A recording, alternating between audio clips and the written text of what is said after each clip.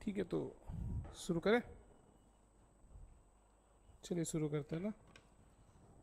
तो आप लोगों का पहला क्लास है मेरे अंडर। ये तो क्या, कौन सा मीडियम आप लोगों का? हिंदी में ना। तो हिंदी में बीच बीच में बताते जाऊंगा, लेकिन कुछ टर्म्स ऐसे होते हैं जो इंग्लिश में ही रहते हैं, जो आपको उसमें वर्क करना पड़ेगा। That is good for you. और आपने इंग्लिश पढ़ा है, इंग्लिश में मैं इंग्लिश में ही समझाऊंगा, इंग्लिश में ही दिखाता हूँ, ठीक है। तो इकोनॉमिक बैकग्राउंड रहा है पहले, बेसिक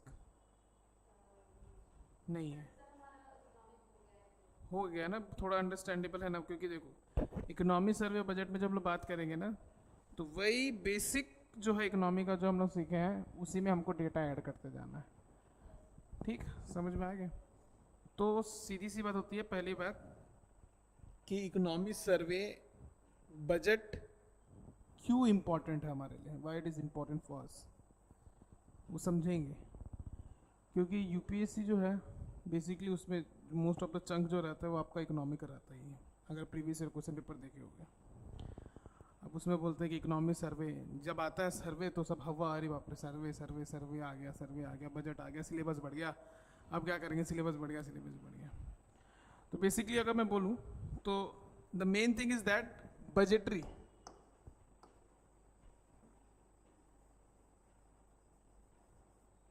हम पढ़ने वाले, हमारा जो मेन हेड है वो है बजटरी। बजटरी, अब ये बजटरी के अंदर तीन चीजें होती हैं। पहला एक होता है आपका इकोनॉमी सर्वे, दूसरा आपका होता है एनुअल फाइनेंशियल स्टेटमेंट जिसको हम बजट बोलते हैं, और तीसरा हमारा होता है, क्या होता है तीसरा?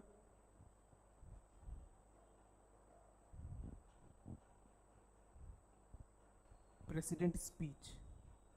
अभी सुनोगे ना, अभी अभी सेशन चल रहा है, उसमें राष्ट्रपति के भाषण पे उन लोग डिबेट करते हैं, प्रेसिडेंट स्पीच। तो बजटरी में हमारे लिए क्या इंपॉर्टेंट हो जाता है? पहला तो हमारा इकोनॉमी सर्वे,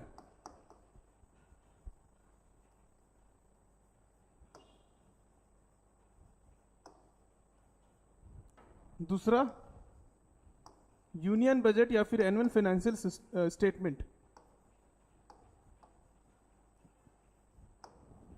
और तीसरा हमारा क्या हो जाता है? President speech.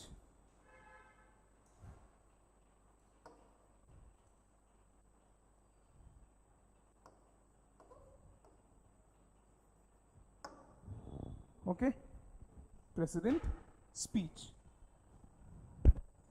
आज एकदम बेसिक रखेंगे, ज़्यादा एकदम ऐसा नहीं कि सीधा डेटा डेटा में घुसेंगे तो फिर समझ नहीं आना। And I will make you sure that after completing this all the economy surveys and the budget of my class, you will not require to go through any other document, any other video, because it will cover a whole thing. सारे चीज़ें simplify करके एकदम, सब एकदम basic से, जहाँ basic याद नहीं आएगा सर वहाँ पे वो क्या होता है पूछ लेना, कवर कर लेंगे उसको, ठीक है।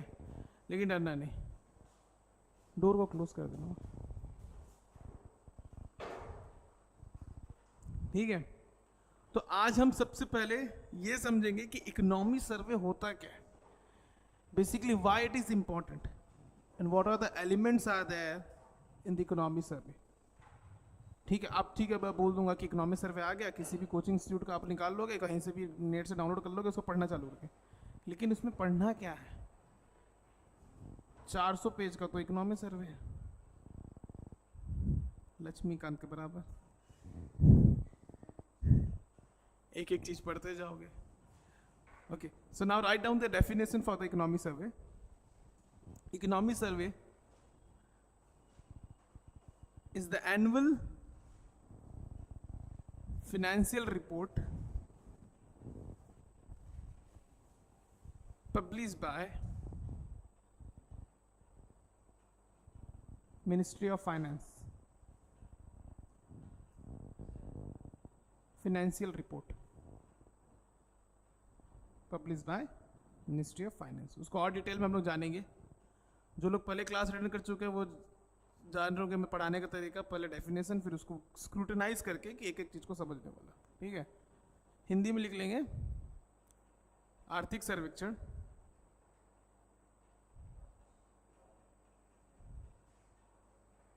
वार्षिक आर्थिक रिपोर्ट है जो वित्त मंत्रालय द्वारा प्रकाशित की जाती है, जो वित्त मंत्रालय द्वारा प्रकाशित की जाती है। यहाँ का सिस्टम अलग है।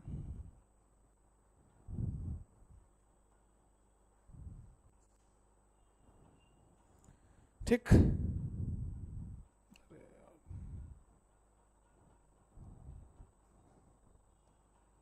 नया टैब खोलना पड़ेगा मेरे को। चलिए, वहाँ का बोर्ड अलग था, यहाँ का बोर्ड अलग है ना। छोटा भी ठीक है, लेकिन यहाँ का बोर्ड अलग है। ठीक है, तो समझ लिए। अगर मैं एकदम नॉर्मल लैंग्वेज में बोलूँ तो जैसे हमने साल भर परफॉर्म किया, जो भी किया, जैसे हम स्कूल में रहते थे, हमारा जो भी रिपोर्ट रहता था वो हमारे रिपोर्ट कार्ड में आता था, तो वैसे ही हमारी अर्थव्यवस्था ने, यानी हमारी इकोनॉमी ने कैसा परफॉर्मेंस दिया, उसी का रिपोर्ट है। और ये रिपोर्ट गवर्नमेंट ऑफ इंडिया को कैसे हेल्प करता है, या फिर हमको कैसे हेल्प करता है? स्कीम्स बनाने में, पॉलिसीज बनाने में, बजट बनाने के लिए भी ठीक। लोगों को पता था कि पिछले साल हमारा परफॉर्मेंस कैसा रहा, दिखते हैं ना कि हाँ यार पिछले साल हमारा कैसा रहा। या फिर अगर मैं ऐसे बोलूं कि इकोनॉमी सर्वे एक ऐसा दोस्त है जो हमको बहुत अच्छा सजेशन देता है, लेकिन ये जरूरी नहीं कि हम उसके सजेशन को माने या ना माने। वो बुरा नहीं मानता, इट नॉट गेट अफेंड। वो सजेस्ट करता है, परफॉर्म को एनालाइज करता है, फिर सजेस्ट करता है। तो सबसे पहले इकोनॉमी सर्वे, यानी कि आपका आर्थिक सर्वेक्षण, इसको पब्लिश कौन करता है? बेसिक टर्म में हम समझेंगे कि इसको पब्लिश कौन करता है। हु पब्लिश द इकोनॉमी सर्वे? इसको पब्लिश कौन करता है? बेसिक मैंने बोला उसमें कि मिनिस्ट्री ऑफ फाइनेंस या फिर वित्त मंत्रालय, अंडर द इकोनॉमिक डिवीजन, लिखेंगे economic division, economic division of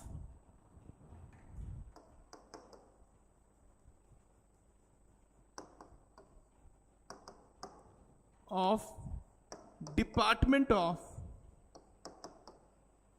economic affairs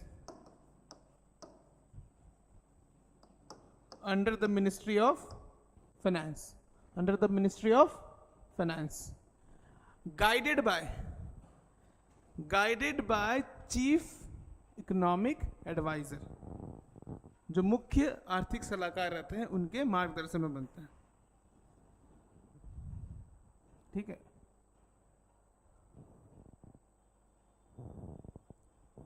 समझ में आ गया? इतना समझ में आ गया? तो हमारे अभी चीफ इकोनॉमिक एडवाइजर वैसे कौन है हमारे? वी अनंत नागेश्वरम। ठीक है, वी अनंत नागेश्वरम। जो पहला इकोनॉमी सर्वे जो रिलीज किया गया था या पब्लिश किया गया था, वो कब किया गया था? 1950 और 1951 में। ये बजट के साथ हर साल क्या होता था? पब्लिश किया जाता था। लेकिन 1964 के बाद क्या हुआ कि बजट और इकोनॉमी सर्वे दोनों को अलग अलग रिलीज करना चालू किया। तो अगर हम पब्लिशिंग टाइम देखें तो इसको कब पब्लिश किया जाता है? हाँ, a day before budget, budget के एक दिन पहले, जो यूजुअली क्या होता है आपका 31 जनवरी, क्योंकि बजट कब आता है? 1 फैब।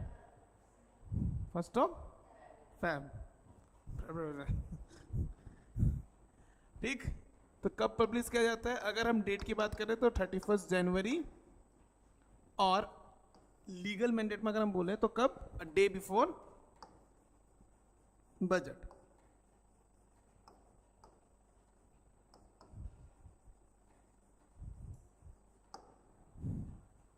ठीक, यहां तक समझ में आ गया?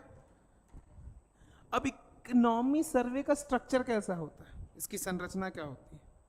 तो इकोनॉमी सर्वे बेसिकली 2 वॉल्यूम से रिलीज किया जाता है। एक होता है आपका वॉल्यूम 1 और एक होता है आपका volume 2।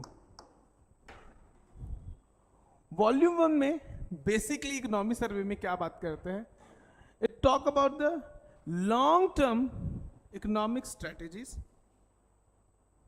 Reform, about the long term economic strategies, reform and theoretical discussion। अगर हम हिंदी में बोले लॉन्ग टर्म, लंबे समय का इकोनॉमिक स्ट्रेटेजीज, आर्थिक नियोजन,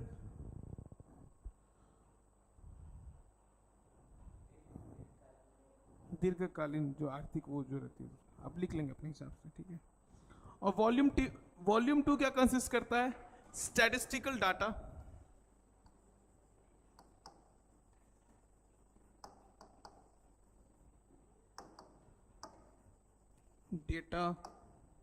then sectors performance, sectoral performance. कितने सेक्टर होते हैं इकोनॉमी के,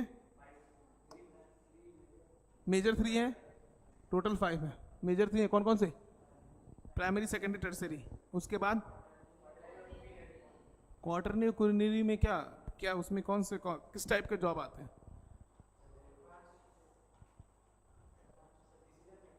डिसीजन मेकिंग, हायर लेवल, ठीक है।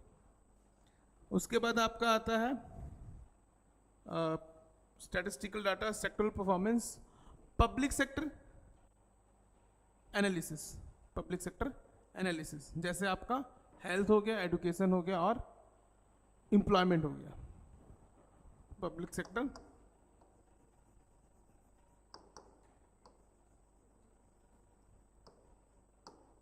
एनालिसिस। और अगर हम उसके बाद बढ़ेंगे तो पॉलिसी रिकमेंडेशन, जैसे बोला सुझाव देते तो पॉलिसी रिकमेंडेशन, कौन सा, पॉलिसी रिकमेंडेशन। यहां तक क्लियर है, कौन सा वाला, सेक्टोरल परफॉर्मेंस, क्षेत्रीय वो आपका प्रदर्शन, आर्थिक क्षेत्र के प्रदर्शन, स्टैटिस्टिकल डाटा यानी कि सांख्यिकीय आंकड़े, public sector analysis, physical health लिख लेंगे, और एक फिजिकल हेल्थ यानी कि वित्तीय स्वास्थ्य, हमारे अर्थव्यवस्था की वित्तीय स्वास्थ्य कैसी है वो भी बताता है, सब आंकड़ों के थ्रू ही मिलेंगे हमको। उसके बाद इसकी लीगैलिटी क्या है, इसकी वैधानिकता क्या है,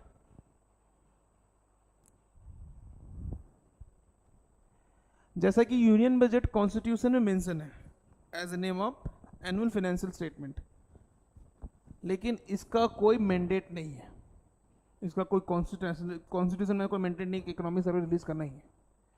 it just act as a advisory document, बस सुझाव देने के काम आता है। इट इज एक्ट एज ए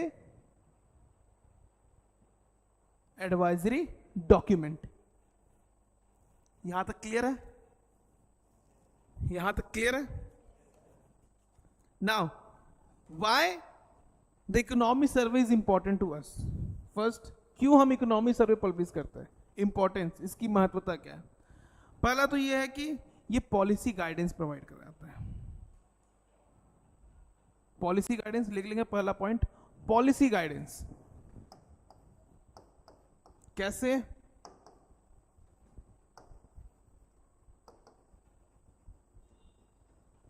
ये देखता है पिछले परफॉर्मेंस में हमारा कैसा रहा और आने वाले टाइम में हमको क्या रिक्वायरमेंट है, तो वैसी पॉलिसी हमको बनानी पड़ेगी। Just for example, take an example कि कोविड के टाइम में हमने देखा कि हमारी इकोनॉमी की परफॉर्मेंस, हमारी क्या पूरे वर्ल्ड की इकोनॉमी की परफॉर्मेंस खराब हो गई। अब उस परफॉर्मेंस को वापस से रिव्यू करने के लिए, उसको वापस से रिवाइव करने के लिए हमको कैसी पॉलिसी बनानी है वो तो हमको करना पड़ेगा। जैसे कि अगर अभी सीजीपीएससी का एग्जाम दी होगे, परफॉर्मेंस एनालिसिस करोगे, फिर वैसी पॉलिसी बनाओगे आगे कि कैसा करना है, हाँ कि ना। टेस्ट हुआ, कोचिंग में टेस्ट हुआ, आपने टेस्ट दिया, परफॉर्मेंस आया, नंबर कितने आए, तो बोले कि कहाँ कहाँ मैं मिस्टेक कर रहा हूँ, तो उसके हिसाब से आगे क्या करोगे, प्लान करोगे, you will plan according to that. So it is the policy guidance, क्योंकि वो गाइड करेगा आपको. You will identify those sector and those area की जहाँ पे हमको काम करने की जरूरत है. अगर मेरे कॉन्स्टिट्यूशन मतलब कॉन्स्टिट्यूशन ऑफ इंडिया में मार्क्स कम आ रहे हैं, तो कहाँ से कम आ रहे हैं, तो हो सकता है कि आपने सेंट्रल गवर्नमेंट के जो आर्टिकल्स हैं वो ठीक से नहीं पढ़े, या फंडामेंटल राइट्स आपके नंबर वहाँ कम आ रहे हैं, तो आप उस हिसाब से डिसाइड करो कि हाँ मेरे को ये टॉपिक में ज़्यादा फोकस करना है ताकि मैं अच्छे से परफॉर्म कर सकूँ. तो वैसे इकोनॉमी में देखते हैं, इकोनॉमी सर्वे में कि कहाँ कहाँ जरूरत है रिकमेंड, उसके अकॉर्डिंग क्या करते हैं, आपका पॉलिसी बनाते हैं. दूसरा करते हैं परफॉर्मेंस रिव्यू. सेकंड होता है आपका परफॉर्मेंस रिव्यू.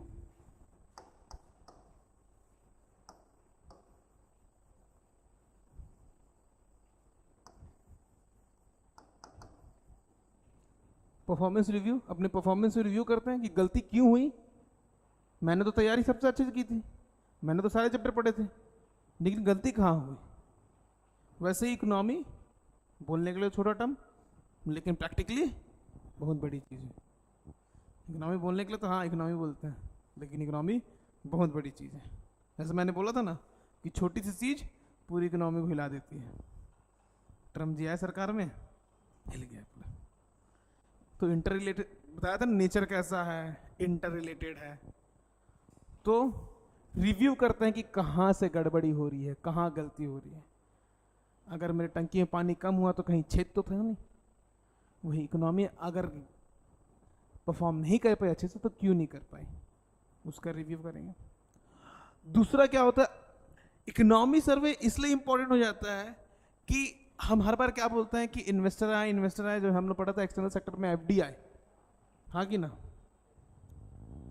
अब जब सपोज आप एज ए पर्सन, आपने एग्जाम में अपना परफॉर्मेंस अच्छा किया, मैंने आपका रिपोर्ट कार्ड देखा, मैंने बोला कि हाँ इस बच्चे में दम है, क्यों ना मैं इसके ऊपर इन्वेस्ट करूं, हाँ कि ना. उगते हुए सूरज को सब क्या करते हैं, सलाम करते हैं, मतलब प्रणाम ही करते हैं, सलाम करते हैं. तो वैसे अगर इकोनॉमी सर्वे में हमारी परफॉर्मेंस अच्छी होगी तो जो इन्वेस्टर होंगे यानी कि जो निवेशक होंगे उनको क्या मिलेगा, कॉन्फिडेंस मिलेगा. Why it is important, it increase the investors confidence.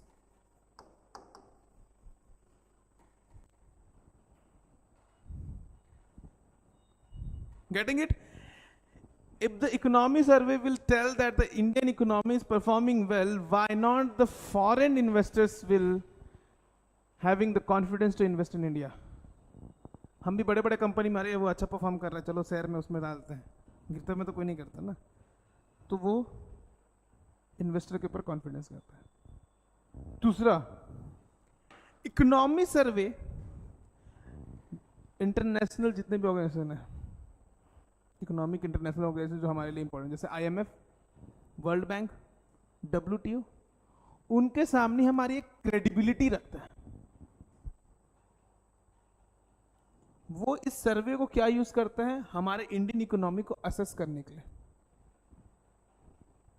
जैसे हम आईएमएफ के पास जब लोन लेके आते हैं ना, तो वो देखेगा ना कि अच्छा ये लोन ले रहा है. जैसे सिंपल टर्म में बैंक से लोन लेते तो हमारा क्रेडिट स्कोर चेक होता कि नहीं होता है, हाँ कि ना. तो वैसे ही इकोनॉमी सर्वे में हमारे परफॉर्मेंस देख के इंटरनेशनल ऑर्गेनाइजेशन हमारी क्रेडिबिलिटी श्योर करते हैं. तो ये क्या कर लेगा हमारा चौथा, it ensure the international credibility.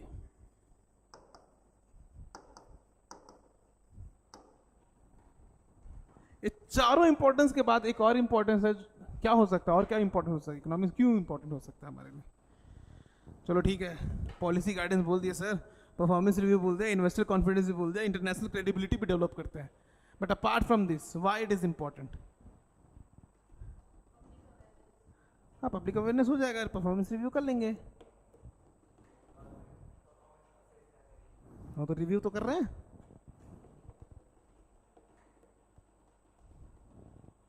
हमारे लिए क्यों इंपॉर्टेंट है,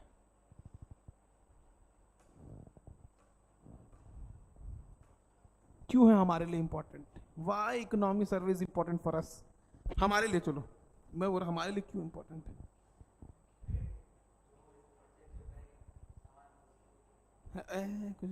कुछ भी सामान परचेस, अरे भी इकोनॉमी सर्वे चल रहा है। Why it is important to us, हमारे लिए क्यों ये महत्वपूर्ण है। अरे भैया क्यों पढ़ रहे हो इकोनॉमी सर्वे, जाके घर में मोबाइल चला सकते हो ना, मूवी देखो, घूमने जाओ, क्यों पढ़ रहे हो इकोनॉमी सर्वे। अरे फाइनेंशियल लिटरेसी, क्योंकि एग्जाम पॉइंट ऑफ व्यू से इकोनॉमी सर्वे इंपॉर्टेंट है, क्योंकि हमको यूपीएससी क्लियर करना है, सीधी सी बात। अब एग्जाम पॉइंट ऑफ व्यू से कैसे इंपॉर्टेंट है इकोनॉमी सर्वे, उसको लिखना नहीं ना, इसको लिखना नहीं, ये लिखने के लिए नहीं बता रहा हूँ, लिखना नहीं, इसको नोट नहीं करना। क्यों इंपॉर्टेंट है, प्रीलिम्स में फैक्ट्स डेटा सब मिलेंगे, जीडीपी प्रोजेक्शन कैसा रहा, रेपो रेट क्या किया, कैसा रहा, सेक्टर परफॉर्मेंस कैसा रहा, पब्लिक सेक्टर का कैसा रहा, मतलब आपका सेकेंडरी सेक्टर कैसा रहा, प्राइमरी सेकेंडरी टर्सरी, या फिर अगर एफडीआई की बात करें तो वो कैसा रहा, फिजिकल डेफिसिट में थे कि सरप्लस में थे, बैलेंस ऑफ पेमेंट का डायरेक्शन किस तरफ था, ये सारी चीजें।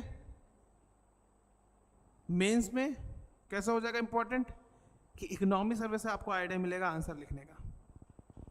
अगर मैं क्विकली कॉन्सेप्ट बोलूं तो बीते हुए सालों में अगर आपने अगर प्रीवियस क्वेश्चन पे एनालिसिस किया होगा तो उसमें क्या होता है कि कुछ इकोनॉमी सर्वे में ऐसे की टर्म्स आते हैं ना जो आपके आंसर राइटिंग को इन्हेंस कर सकते हैं। जैसे कि इफ आई रिमेंबर सुब्रमण्यम जी थे चीफ इकोनॉमिक एडवाइजर थे, उन्होंने इकोनॉमी सर्वे उनके टाइम में जब इकोनॉमी सर्वे रिलीज हुई थी तो उन्होंने थालीनॉमिक्स बोल के की टर्म दे दिया था। अभी थालीनॉमिक्स क्या था, थालीनॉमिक्स समझते हो, थाली खाने वाला thali, to assess the food price trend, WPI CPI पढ़ते हैं, फूड प्राइस का ट्रेंड कैसा था, उसी से पॉवर्टी हम लोग वो करते हैं, इन्फ्लेशन कंसीडर करते हैं, उसको चेक करने के लिए उन्होंने एक नया टर्म दिया था, क्या, थालीन इकोनॉमिक्स। फिर बीच में जैम ट्रिनिटी भी आया था। अब ये जैम ट्रिनिटी क्या, तो बोले थे कि पॉवर्टी एलिवेशन और आपका इकोनॉमिक इंक्लूजन के लिए जैम ट्रिनिटी बहुत इंपॉर्टेंट है। अब जैम ट्रिनिटी, ये तो फिर खाने की बात करो सर, आप खाने की बात कर रहे हो सर, आप खुद मोटा खाने की बात करोगे क्या, नहीं। जैम ट्रिनिटी, जे जनधन योजना, ए आधार कार्ड, एम मोबाइल इंक्लूजन। तो आप समझ रहे हो 2017-18 का जो इकोनॉमी सर्वे आया था उसका कवर पिंक था। क्यों पिंक था, which shows the women empowerment. That economic survey was related to the women empowerment. उसमें women empowerment की चीज लिखी थी, inclusion of the women. So इसलिए इकोनॉमी सर्वे और ये सारी चीजें आप अगर अपने आंसर में लिखोगे तो फिर नंबर मिलेंगे, क्यों नहीं मिलेंगे, जरूर मिलेंगे, हाँ कि ना। The words you are using, देखो आंसर सबको पता रहता है, आंसर सबको आता है, पढ़ भी आप सेम टीचर से रहो, पढ़ रहे हो आप सेम पेन से, कॉपी भी आपके पास सेम है, मतलब पन्ने वही हैं, ऐसा नहीं कि आपके पास प्रीमियम पन्ना है या वो पन्ना है या पेन एकदम प्रीमियम है, ऐसा नहीं है। सारे मटेरियल आपके पास भी अवेलेबल है, आपके पास, लेकिन लिमिटेड लोग ही क्यों कर पाते हैं क्रॉस, बाकी लोग क्यों नहीं कर पाते हैं, कि आप उसको कैसे प्रेजेंट कर रहे हो, आप कैसे चीज़ों को यूज़ कर रहे हो, गेटिंग इट। तो इकोनॉमी सर्वे उस पॉइंट ऑफ व्यू से हमारे लिए बहुत ज़्यादा इंपॉर्टेंट हो जाता है, समझ में आ गया। So now what are the elements, इसके अंदर कौन कौन से तत्व रहते हैं, इकोनॉमी सर्वे के अंदर क्या क्या चीजें रहती है सर, आप ये बताओ। चलो आपने इंपॉर्टेंस बता दिया, इंपॉर्टेंस समझा दिया कि इसकी महत्वता तो हमने समझ ली, लेकिन इसके अंदर में क्या क्या चीजें रहती हैं जिनके बारे में ये बात करते हैं। पहला जीडीपी, फुल फॉर्म क्या, प्रोजेक्शन,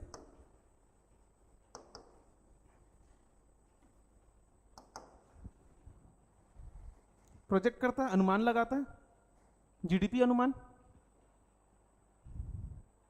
कि इसका ग्रोथ कैसा होगा, कि हम ऐसे ग्रो करेंगे, यहां से जाएंगे, हाँ जैसे हम लोग बोलते हैं ना कि मैं एक अपना एक प्रोजेक्शन लगाऊं कि हाँ मैं ये पढ़ लूंगा, ऐसा पढ़ लूंगा, ऐसा पढ़ लूंगा, इतना नंबर यस पास, होता है कि नहीं होता है। क्रिकेट खेलने में जाते हैं कि इस ओवर में इतना रन मारूंगा, इस ओवर में हाँ टारगेट जीत जाएंगे, ऐसे टाइप का, ठीक है। तो जीडीपी का अनुमान लगा लेते हैं। दूसरा आपका फिजिकल डेफिसिट और revenue expenditure. Physical deficit, revenue expenditure, कि गवर्नमेंट ने कहाँ कहाँ खर्च किए, कहाँ कहाँ से पैसे आए। फिजिकल डेफिसिट आपका और रेवेन्यू एक्सपेंडिचर।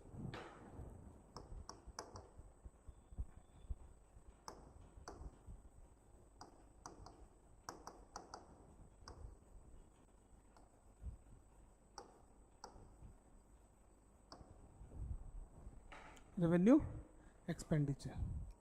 और क्या चीज रहता है, वही थर्ड सेक्टरल परफॉर्मेंस, कि सेक्टर्स ने कैसे परफॉर्म किए हैं वो हम लोग देखेंगे आने वाले क्लासेस में। हम चेक करते जाएंगे कि प्राइमरी सेक्टर, एग्रीकल्चर सेक्टर, देखो बोलने के लिए तो ठीक है, आसान है सर, आप तीनों सेक्टर का आप डेटा लिखा दो, तीनों सेक्टर का डेटा लिखाना इज नॉट इंपॉर्टेंट।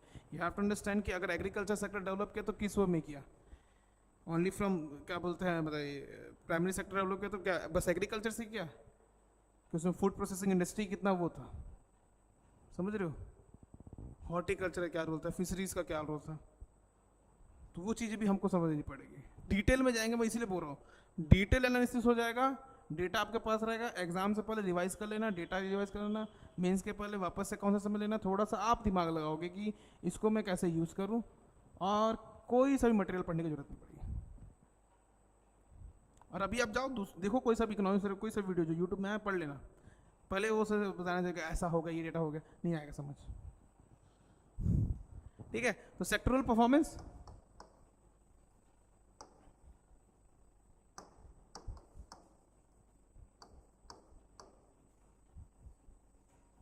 और वही वाला फिर से कौन सा आपका public sector analysis.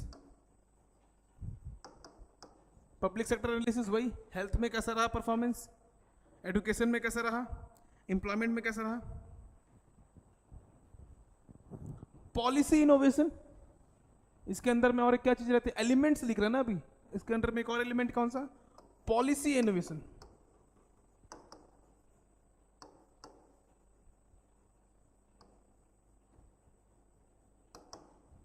It will recommend the government की कौन सी पॉलिसी बनानी चाहिए, कौन सी नई पॉलिसी आपको लानी चाहिए चेंज करने के लिए।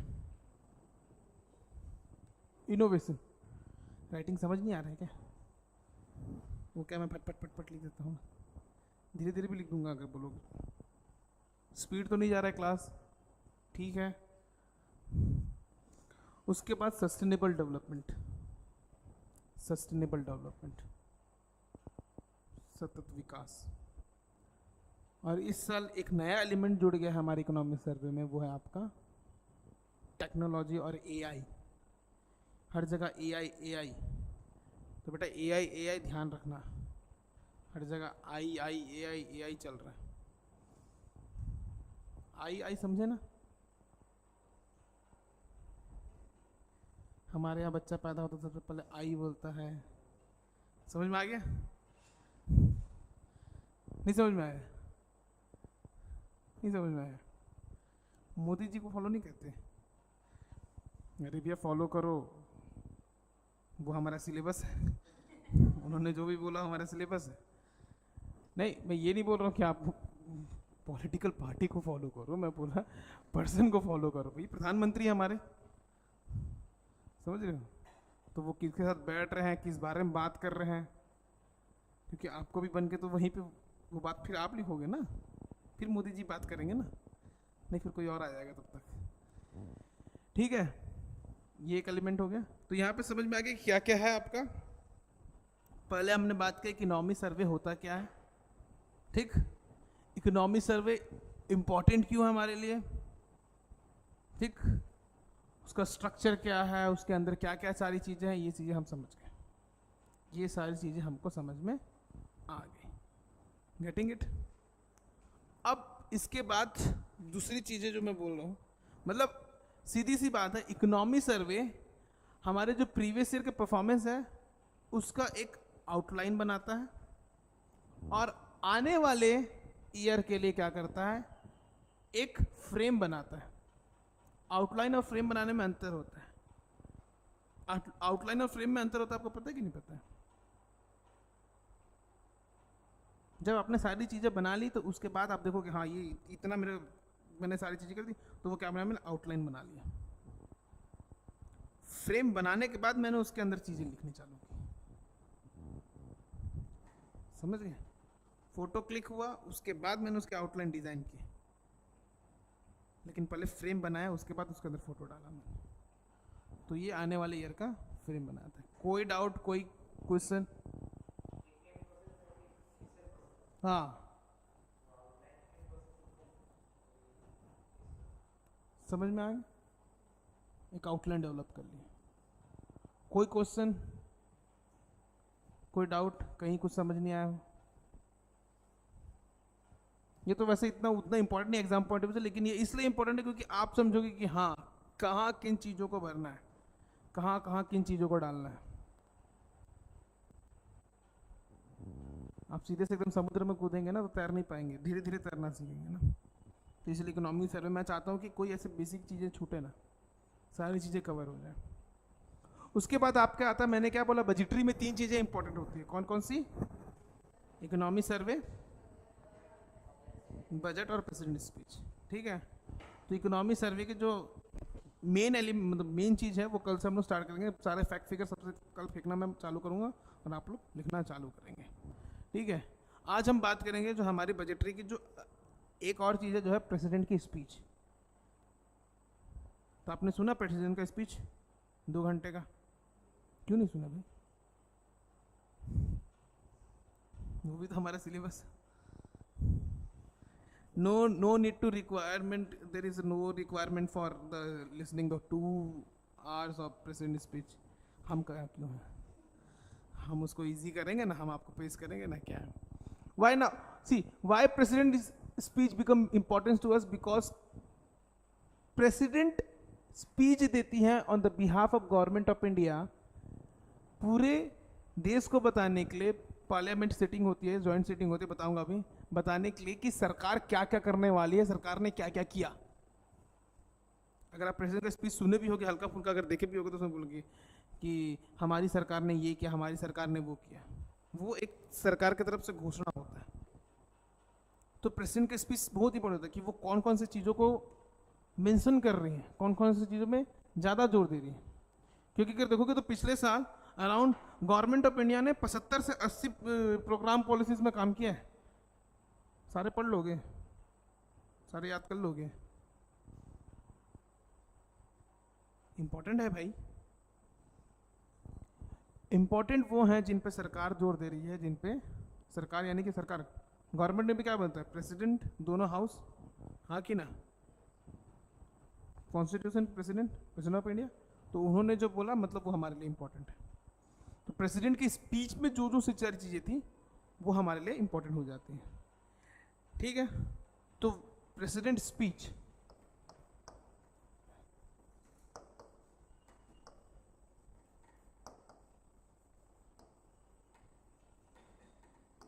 अब मेरे को ये बताओ, प्रेसिडेंट स्पीच, हमारे प्रेसिडेंट कौन है? हाँ, महामहिम द्रौपदी मुर्मू। महामहिम, माननीय, सम्मानीय, आदरणीय। तो राष्ट्रपति के लिए महामहिम। Who is the vice president? हाँ, महामहिम नहीं है वो। उपराष्ट्रपति जो है हमारे जगदीप धनखड़ जी है। लोकसभा के अध्यक्ष ओम बिरला। उपाध्यक्ष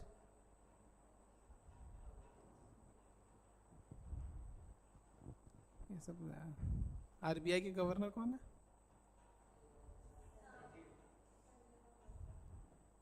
संजय मल्होत्रा। और अभी सीजीआई कौन बने? हाँ ठीक है, चलो अच्छी बात है, ये सारी चीज़ें रहनी चाहिए लाइन दिमाग में। ठीक है, तो president speech, now the president speech, why it become important for us, that मैंने बोला कि वो जो सारी चीज़ें बोलेंगे वो सरकार की शब्द हैं जो हमारे लिए इम्पोर्टेंट है, हमको उन्हीं के ऊपर काम करना है। ठीक है, तो सबसे पहली बात कि प्रेसिडेंट स्पीच क्यों देती है, क्यों देते हैं भैया, उनको देने की क्या आवश्यकता है? कॉन्स्टिट्यूशन मेंशन है, आर्टिकल कौन सा, ठीक है कोई बात नहीं। As per the article number 87 of the Constitution of India, clause 1, it says that president have to address both the houses of the parliament, Lok Sabha and Rajya Sabha, upper house and lower house, in joint sitting. बस आप ये article को पूरा मत reference मत लिखो, बस ये लिख लेना इसके under article, in the each and every starting session of the year, उससे पहले आप दोगे स्पीच, और गवर्नमेंट यानी कि जनरल इलेक्शन होने के बाद पहला स्पीच कौन देगा, प्रेसिडेंट देगा। सो ये कॉन्स्टिट्यूशनली मैंडेट है, इंपॉर्टेंट ये है कि आपको देना ही पड़ेगा, ऐसे नहीं बोल सकते मैं नहीं दूंगा, आपको देना ही पड़ेगा। तो प्रेसिडेंट ऑफ इंडिया क्या करते हैं, स्पीच देते हैं आपका बजट से पहले, बजट सेशन का जो होता है, बजट सेशन जनरली क्या होता है, साल का जो पहला जो पार्लियामेंट्री सेशन होता है वो बजट का सेशन ही होता है, फरवरी में मिलते हैं। बेसिकली 3 सेशन होते हैं अगर हम देखेंगे पार्लियामेंट में, एक तो बजट सेशन हो गया, एक मानसून सेशन हो गया, विंटर सेशन हो गया, बीच में अगर कुछ आपातकालीन परिस्थिति बनी तो फिर वो एक सेशन बन गया, हाँ कि ना। लेकिन मिनिमम से मिनिमम 3 तो सेशन होने ही चाहिए। तो पहला सेशन कौन सा हो जाएगा, बजट सेशन, तो इसलिए बजट के बारे में बात करते हैं। और जॉइंट सेटिंग, जॉइंट सेटिंग ऐसे नहीं कि पार्लियामेंट लोकसभा में जाके अलग बात कर रहे हैं और राज्यसभा में, जॉइंट सेटिंग, ठीक क्लियर है। दूसरा ये क्या करेंगे, गवर्नमेंट के बीते हुए अचीवमेंट्स जो हैं उनके बारे में डिस्कस करेंगे, उनके बारे में बताएंगे, और आने वाले जो प्लान है उसको भी बताएंगे, हाँ कि ना। अगर प्रेसिडेंट स्पीच दे रहे हैं तो वो क्या कर रहे हैं, सीधी सी बात, जो अचीवमेंट गवर्नमेंट की पिछले साल रही है वो डिस्कस करेंगे, और क्या करेंगे, आने वाले टाइम में गवर्नमेंट ने क्या प्लान किया है, उन्होंने क्या प्रायोरिटीज रखी है, वो सबके सामने रखेंगे। तो अगर हम इसको ऐसे पॉइंट पे लिखे तो लिख सकते हैं, इट आउटलाइन, फिर से लिख लेंगे, outline the achievements of the government and pay the layout for the priorities of the government for upcoming year, achievement of the previous year and the layout for the priorities of the upcoming year of the government।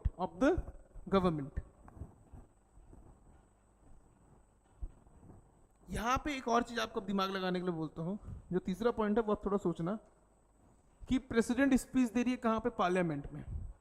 Economy सर्वे कौन सी body बनाती है, executive, legislative या फिर judiciary, executive. Budget बनाने का काम किसका है, एग्जीक्यूटिव, प्रिपेयर तो वही करता है ना। तो अगर तुम प्रेसिडेंट को पार्लियामेंट में आके अगर स्पीच दे रहे तो उसका मतलब क्या, हाँ तो लेजिस्लेटिव बॉडी में आने के क्या मतलब, क्यों दे रही है वो, जब एग्जीक्यूटिव वर्क है, एग्जीक्यूटिव ऑर्डर है, तो पार्लियामेंट में आके स्पीच देने के लिए वो अपने राष्ट्रपति भवन से भी तो स्पीच दे सकते हैं, यूट्यूब में लगा देंगे, लाइव हो जाएंगे, सब देख लेंगे।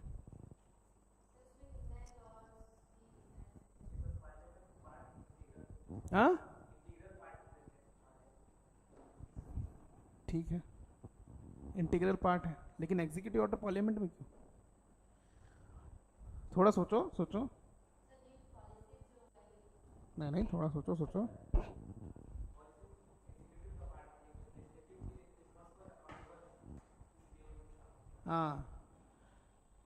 To ensure that executive will be accountable to the legislative and for the public। यही दिमाग लगाना, थोड़ा सोचना है आपको, यही सीखना है कि कैसे, क्यों, हमेशा रीजनिंग होनी चाहिए कि क्यों, समझ में आ गया, कि ये हमेशा रहे कि जो आपकी कार्यपालिका बोलते हैं ना एग्जीक्यूटिव को, कार्यपालिका आपके विधायिका के वो क्या बोलेंगे उसको, अकाउंटेबल को क्या बोलेंगे, जवाबदेही रहे, ठीक है। क्या लिखेंगे, टू इंश्योर द अकाउंटेबिलिटी,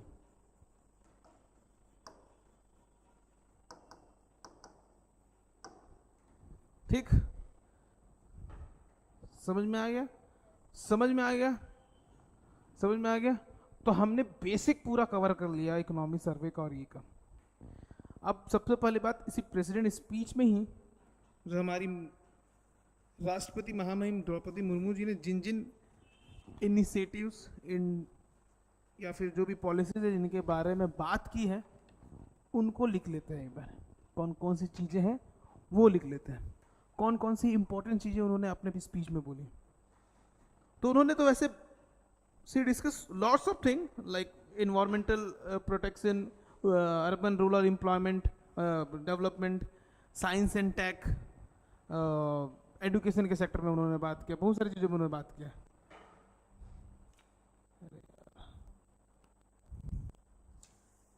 ठीक है, इंफ्रास्ट्रक्चर डेवलपमेंट के बारे में बात किया, लेकिन सारी चीज़ों के बारे में उन्होंने बात नहीं किया। जिन चीज़ों के बारे में बात किया वो हमारे लिए बहुत ज़्यादा इंपॉर्टेंट है। तो पहला लिख लेंगे आप इन्वायरमेंटल इनिशिएटिव, यानी कि आपका इन्वायरमेंट,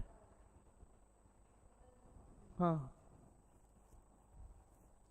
उन्होंने दो चीज़ों के बारे में बात किया। पहला, एक पेड़ माँ के नाम कैंपेन, एक पेड़ माँ के नाम कैंपेन। करंट अफेयर फॉलो कर रहे होंगे तो आपको याद होगा, प्रधानमंत्री नरेंद्र मोदी जी ने 5 जून 2024 को लॉन्च किया था एक पेड़ माँ के नाम कैंपेन। 5 जून को क्या रहता है, क्या रहता है 5 जून को? 5 जून को क्या इंपॉर्टेंस है? 5 जून को क्यों? पर्यावरण दिवस, वर्ल्ड इन्वायरमेंट डे 5 जून को मनाते हैं ना, इसीलिए उस दिन लॉन्च हुई। ये चीजें याद रहनी चाहिए ना। 5 जून को क्या था, वर्ल्ड इन्वायरमेंट डे था। 21 जून को, हाँ वो तो याद रहेगा। ठीक, तो इस इनिशिएटिव, इस कैंपेन के अंदर उन्होंने क्या बोला था, प्राइम मिनिस्टर ने अर्ज किया था कि आप इंडिविजुअली अपने माँ के नाम पे एक पेड़ लगा लीजिए। ये तो आप सेंटीमेंट के साथ खेल रहे हैं मोदी जी। लेकिन ये अच्छी बात है ना कि आप भाई जब चीज़ें फैमिली से जुड़ जाती हैं तो हमारे लिए वो थोड़ी सी अटैच हो जाती है। तो एक पेड़ माँ के नाम, आप माँ के नाम में मदर नेचर को आप ट्रीट कर रहे हो अच्छा। और अभी तो भैया बहुत ज़्यादा रिक्वायरमेंट है पेड़ पौधों की, क्योंकि आने वाले टाइम में अभी गर्मी आएगा ना, तब पता चलेगा क्यों जरूरत है पेड़ पौधों की। अभी से पता चल रहा है, पसीना आ रहा है। ठीक है, इसी में एक और उन्होंने एक इनिशिएटिव के बारे में बात किया, प्रधानमंत्री सूर्य घर मुफ्त बिजली योजना। सूर्य घर मुफ्त बिजली योजना, मुफ्त, मुक्त नहीं होगा, सूर्य मुक्त कर देगा, एनर्जी कहां से मिलेगा? सूर्य मुफ्त। नाउ व्हाट इज दिस योजना और पॉलिसी? सोलार पैनल लगाने के लिए। क्या बोलने के लिए? कि आप सोलार पैनल लगाए तो आपके जो बिजली बिल में जितना यूनिट आपका आ रहा है उसमें हम उतने यूनिट माइनस करके आपको क्या देंगे, सब्सिडी देंगे। और अगर आपके पास ज़्यादा बड़ा सोलार पैनल है उसमें आप अपने पूरे घर के खर्चे उठा लेते हैं, मतलब बिजली के खर्चे उठा लेते हैं, तो आप तो फिर फ्री हो जाएंगे। तो अच्छी बात है ना। ये किस पे जोर दे रहा है? चलो थोड़ा सा आप अपना एनालिसिस करो। रिन्यूएबल एनर्जी, रिन्यूएबल एनर्जी, सीधी सी बात, सस्टेनेबल डेवलपमेंट के लिए, हाँ कि ना? तो ये सारी चीजें एकदम कलेक्ट करती हैं। इसके बारे में बात की। उसके बाद इंफ्रास्ट्रक्चर डेवलपमेंट में अभी रिसेंटली अगर आपने फोटो देखो कि मोदी जी से रिमोट पकड़ के, ऐसे जैकेट वगैरह पकड़ के, रिमोट पकड़ के एक टनल का उद्घाटन किया, तो उसके बारे में उन्होंने मेंशन किया। इंफ्रास्ट्रक्चर डेवलपमेंट में लिख लेंगे सिनकुन ला टनल, सिनकुन ला टनल, हाँ लद्दाख वाला सिनकुन ला टनल। मैं इसलिए लिखवा रहा हूं कि ये इंपॉर्टेंट हो सकता है, ये इंपॉर्टेंट है, लेकिन the chances will more because it is comes under the president speech, क्योंकि प्रेसिडेंट जी ने इसके बारे में बात की।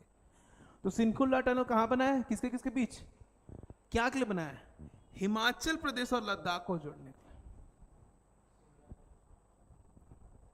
हिमाचल प्रदेश और लद्दाख को जोड़ने के लिए।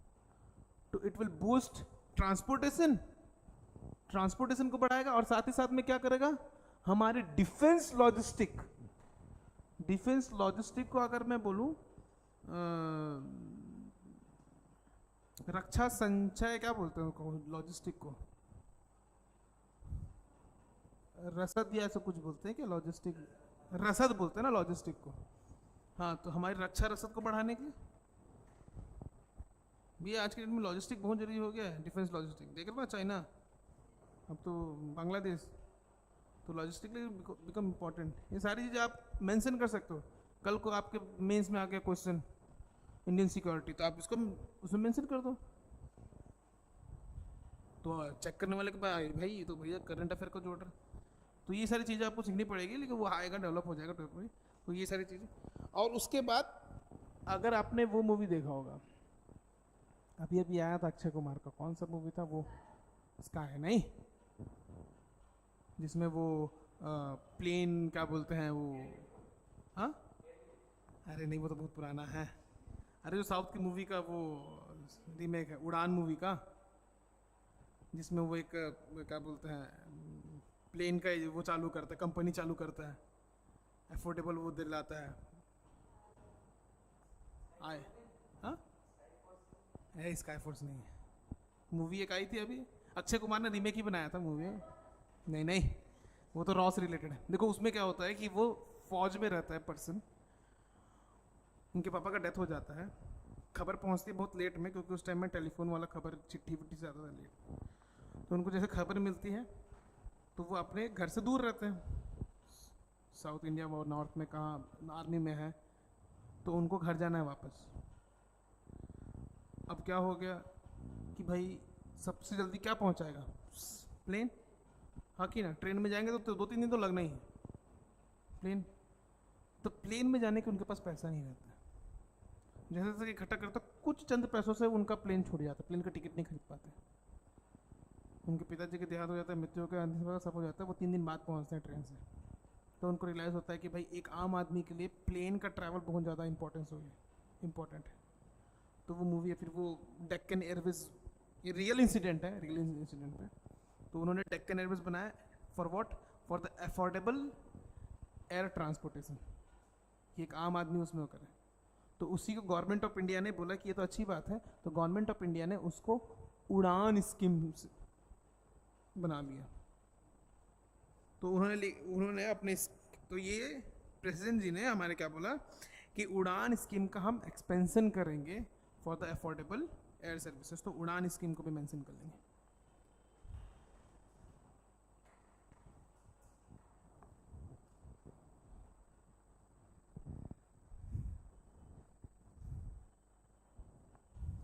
ठीक, उसके बाद उन्होंने कुछ साइंस एंड टेक्नोलॉजी से रिलेटेड चीज़ों के बारे में बात की, वो सारे लिख लेंगे, साइंस एंड टेक से रिलेटेड। विज्ञान धारा योजना लिख लेंगे, विज्ञान धारा योजना है, नहीं इंग्लिश में भी यही है।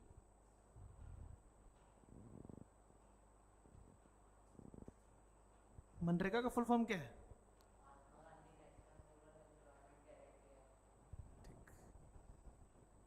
चलो याद है, नरेगा मनरेगा, ठीक है।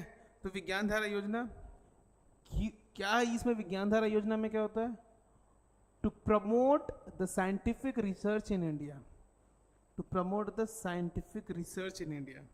Now why it become scientific research, why it become important for India? As we know, we face just a few years ago the global pandemic, हाँ कि ना, हमने वैक्सीन बाहर से बहुत सारा इंपोर्ट भी किया, कोवैक्सीन, कोविशील्ड तो यहीं पे डेवलप किया था, वो IMR ने वो करके कोलैबोरेशन में वो किया था, इंडिजिनियस नहीं, हम बहुत बाद में वो किया। तो ऐसा क्यों हुआ? क्योंकि हमारे यहाँ साइंटिफिक रिसर्च का वैसा आपका क्या नहीं है, इंफ्रास्ट्रक्चर नहीं है, तो उसको प्रमोट करने के लिए ये मतलब वैसी चीज़ों पे डेवलप करने के लिए, ठीक। दूसरा उन्होंने बोला bio E3 policy, bio E3 policy. अब ये बायो E3 पॉलिसी क्या है?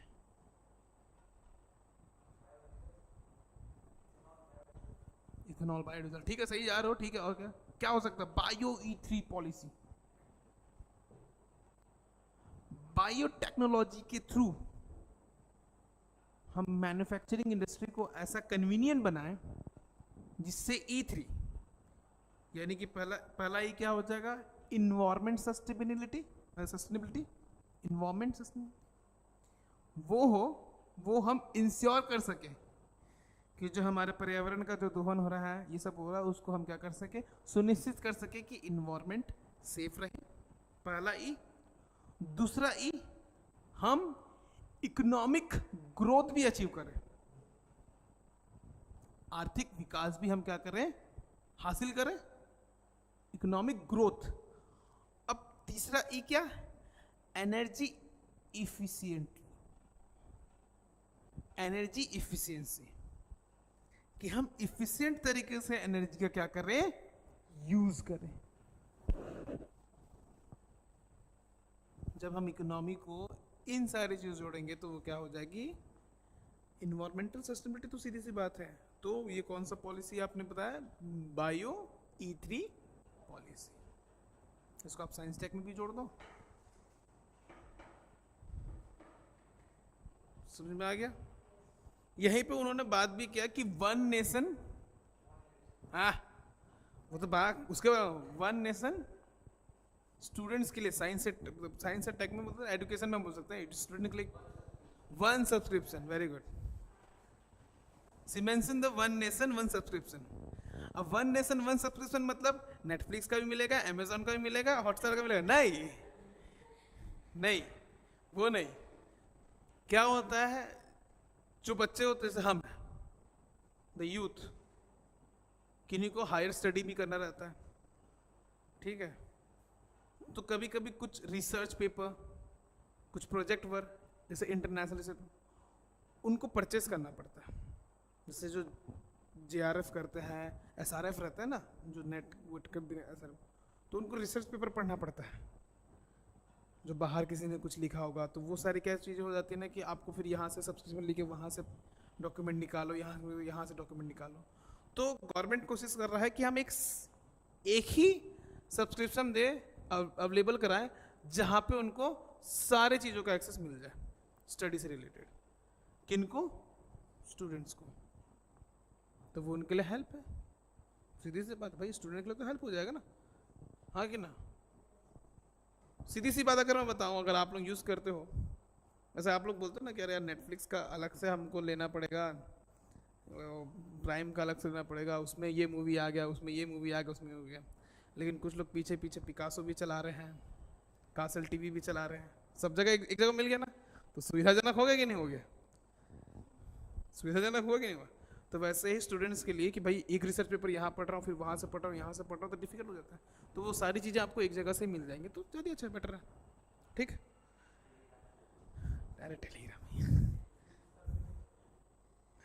ठीक। साइंस एंड टेक्नोलॉजी में उन्होंने एक और चीज देखा, बोला कि ड्रोन दीदी योजना, ड्रोन दीदी योजना। अब ये ड्रोन दीदी योजना क्या है,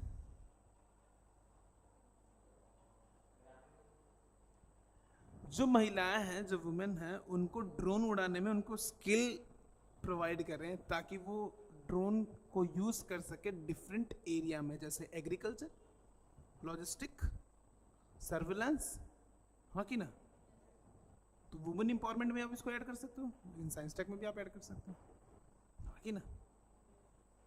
देखो इकोनॉमी में सर्वे की ब्यूटी ये है कि ना, आप उसको हर जगह ऐड कर सकते हो, it is not only confined to the economy only, क्योंकि इसमें पब्लिक सोशल वेलफेयर के भी स्कीम्स रहते हैं ना। हाँ, हालांकि पैसा तो पैसा इकोनॉमी दे दो। हाँ, ड्रोन दीदी योजना। अब उसके बाद अगर हम बोलें तो अगला, अगर आप लिखो हेड पॉइंट लिखो, अर्बन एंड रूरल डेवलपमेंट में उन्होंने बात किया PM सूरज योजना, PM सूरज योजना। अब ये PM सूर्य मुक्त योजना से मत करना, सूरज योजना, it is the acronym of the very long policy, मतलब उसका एक फुल फॉर्म अलग है। सूरज का फुल फॉर्म है S.U.R.A.J, तो लिख लेंगे इसका, सामाजिक उत्थान, सामाजिक उत्थान एवं सूरज और रोजगार आधारित सामाजिक, ऐसे सामाजिक, यू से उत्थान एवं रोजगार आधारित जन कल्याण। क्या? जल कल्याण। आप इन जितने पॉलिसीज मैंने बता रहा हूँ ना, आप घर जाके एक बार फिर से इनको रिव्यू कर लेना, एक बार इनको गो थ्रू करना। मैं तो बस अभी ऊपर से बता रहा हूँ, ठीक है? सारी चीज़ें मैं करके दूंगा तो फिर तुम आप लोग क्या करोगे? हैं, सेल्फ स्टडी तो करना पड़ेगा ना, ठीक है? Don't worry. नहीं, जो चीज़ें समझ नहीं आएंगी वो चीज़ें समझा भी दूंगा। करंट अफेयर में मोस्टली बहुत सारी चीज़ें कवर भी हो गई होंगी आपके करंट अफेयर क्लासेस में। बस मैं ये बताऊँगा कि कौन कौन से इंपॉर्टेंट। इसमें क्या बोला गया, किसमें, इसके अंदर क्या है कि जो अर्बन एरियाज के जो स्मार्ट सिटीज़ हैं उनको और एक्सपेंड करना है कि अच्छे अच्छे, जैसे बिलासपुर स्मार्ट सिटी है बिलासपुर स्मार्ट सिटी है, हाँ?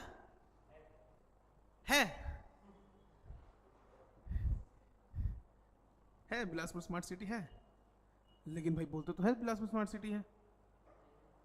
हाँ, स्मार्ट सिटी का मतलब क्या है? हाँ, वेरी गुड। रोड्स अच्छे हों, गांधी चौक का मेन चौक देखो ना,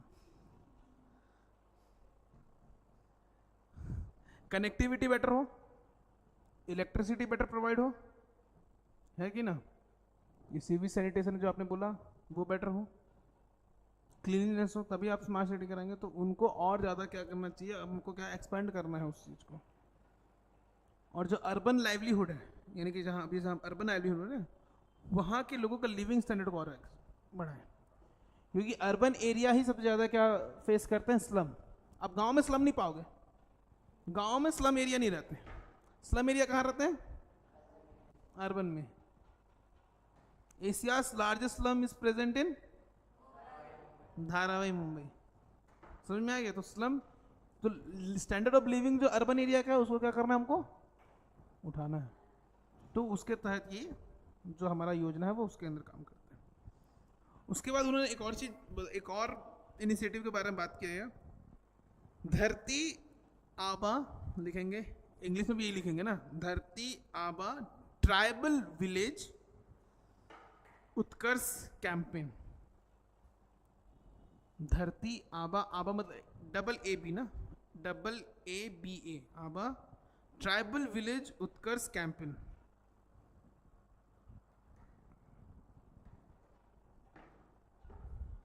नाम से ही समझ में आ रहा है कि ट्राइबल्स के लिए काम करना, to do the betterment work for the upliftment of the tribal communities, to provide those social services to them for the inclusive development. Inclusive development नहीं, इंक्लूसिव ग्रोथ। क्या इंक्लूसिव ग्रोथ क्या है? पिछले उससे पहले मोदी जी का वही एक नारा था, इंक्लूसिव ग्रोथ। इंक्लूसिव क्या है? इंक्लूसिव ग्रोथ बस ट्राइबल।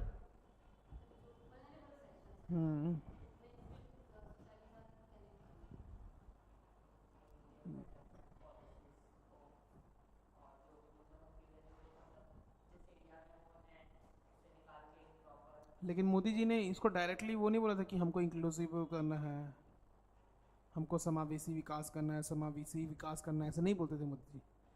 लेकिन वो फिर उस साल के मेंस में वो क्वेश्चन इनडायरेक्टली पूछ दिया गया।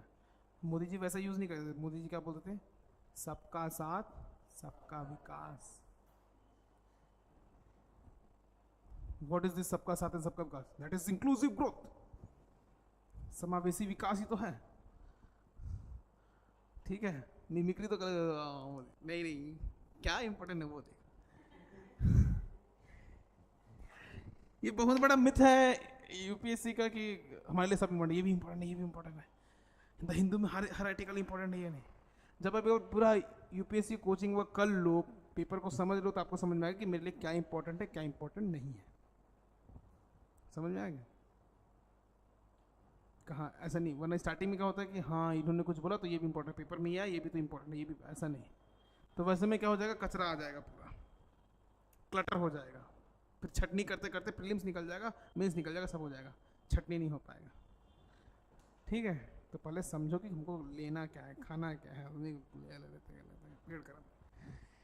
ठीक, तो upliftment of the tribal communities to provide the social welfare scheme to them for the inclusive growth, समावेशी विकास के लिए जितने भी आदिवासी जो जनजातियां हैं उनको सामाजिक कल्याणकारी योजनाओं से उनको अवगत कराना इस कैंपेन का उद्देश्य है, सीधी सी बात। उसके बाद एक और स्कीम के बारे में बात किया, पीएम विश्वकर्मा योजना। विश्वकर्मा नाम से ही हम समझ जाते हैं कि किस बारे में बात कर रहे हैं। फर्नीचर, ऐसा नहीं, फर्नीचर नहीं, कुछ भी, विश्वकर्मा, विश्वकर्मा भगवान है।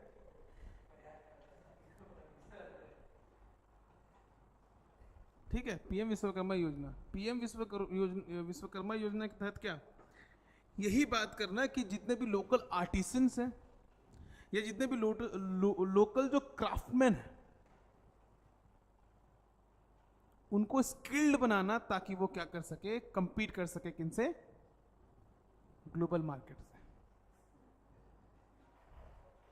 हाँ, ऐसा फर्नीचर बनाना कि वो कहाँ बिके, लंदन में।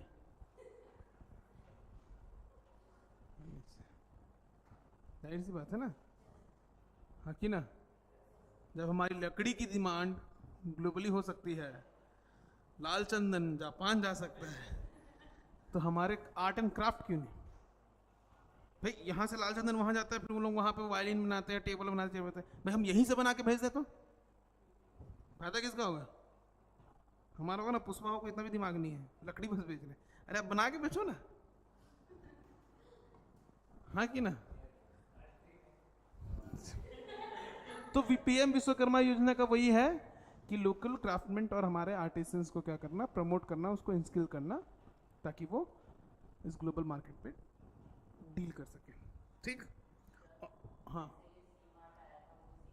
हाँ, सी मार्ट बोल सकते हो आप, जो छत्तीसगढ़ मार्ट था, it was a initiative, but क्या हुआ, लोगों ने ही रिजेक्ट कर दिया। ये हमारा ह्यूमन नेचर है ना, गवर्नमेंट तो कोशिश करती है, भाई गवर्नमेंट तो कोशिश करती है, बट हमारा सिविक सेंस क्या बोलते हैं।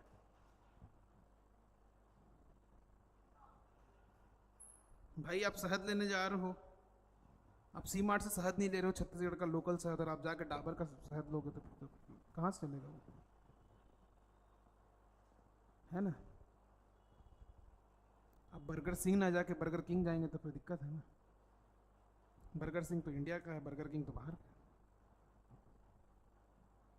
आप डॉली का चाय नहीं पी के आप स्टारबक्स में जाओगे तो फिर दिक्कत है ना।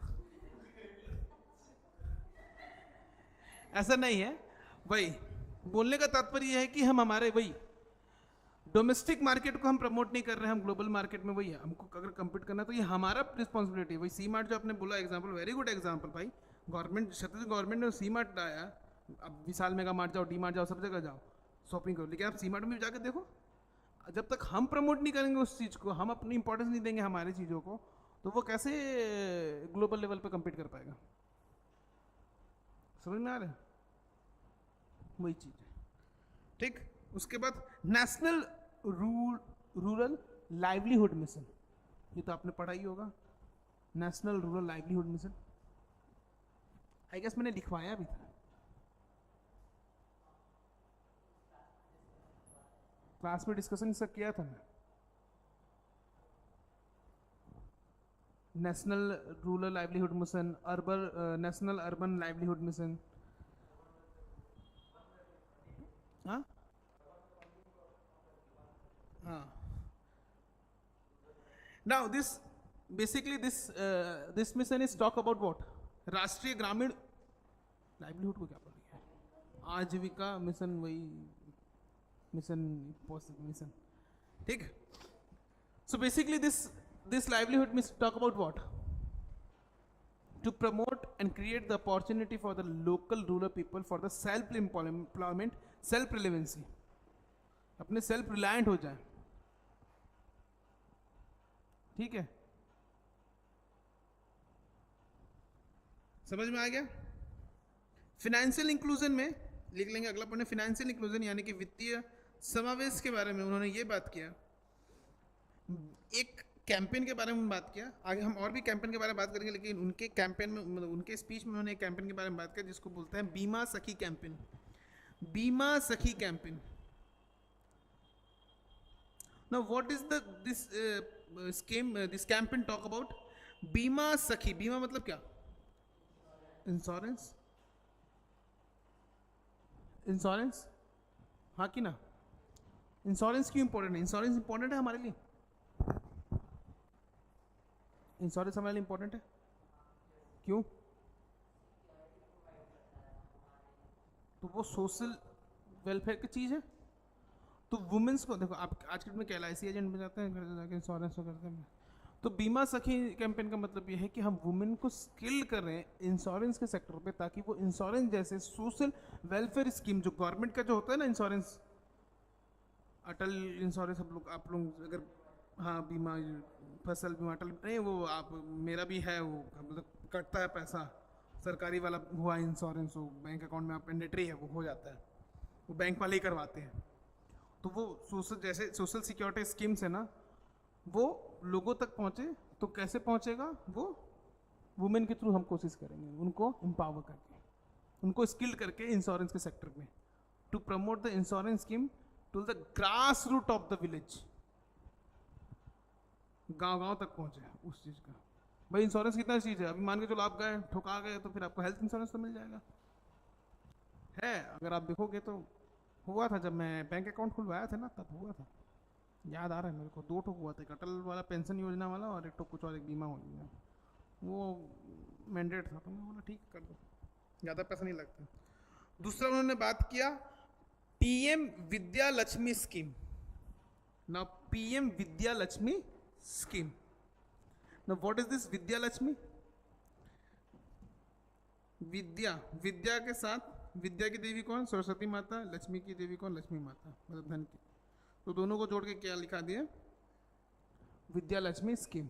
ना Vidya Lakshmi scheme is nothing but providing the financial assistant to the दोस्त मेरिटियस स्टूडेंट, मतलब जो अच्छा परफॉर्म कर रहे हैं, जो पढ़ाई लिखाई में अच्छे हैं, तो उनको वित्तीय सहायता प्रदान करना ताकि वो हायर एजुकेशन क्या कर सके, पा सके।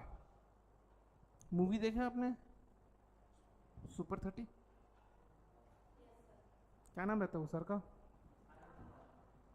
क्यों नहीं जा पाते हैं वो? क्या ऑक्सफोर्ड में हो रहता है ना उनका, ऑक्सफोर्ड या कैम्ब्रिज में हो रहता है, क्यों नहीं जा पाते हैं? पैसा नहीं रहता, अगर उनके पास पैसा रहता तो वो चले जाते हैं, लेकिन मूवी नहीं बन पाती ना, फेमस नहीं हो पाती। लेकिन वो उनके करियर के साथ तो वो एक वो हुआ ना कि भाई उनके पास एक अपॉर्चुनिटी था कि वो हायर एजुकेशन प्राप्त कर सके। तो वैसे कितने ही, वो तो जस्ट एक एग्जाम्पल है हमारे लिए जो फेमस हुआ, वैसे कितने ही लोग हैं जिनके पास क्षमता तो है लेकिन वो सारी चीज़ें नहीं है। सीधी सी बात, भाई पैसा नहीं है तो नहीं जा पाते, तो गवर्नमेंट प्रोवाइड करे क्या, फाइनेंशियल का आपका असिस्टेंट टू दो स्टूडेंट। हाँ हाँ,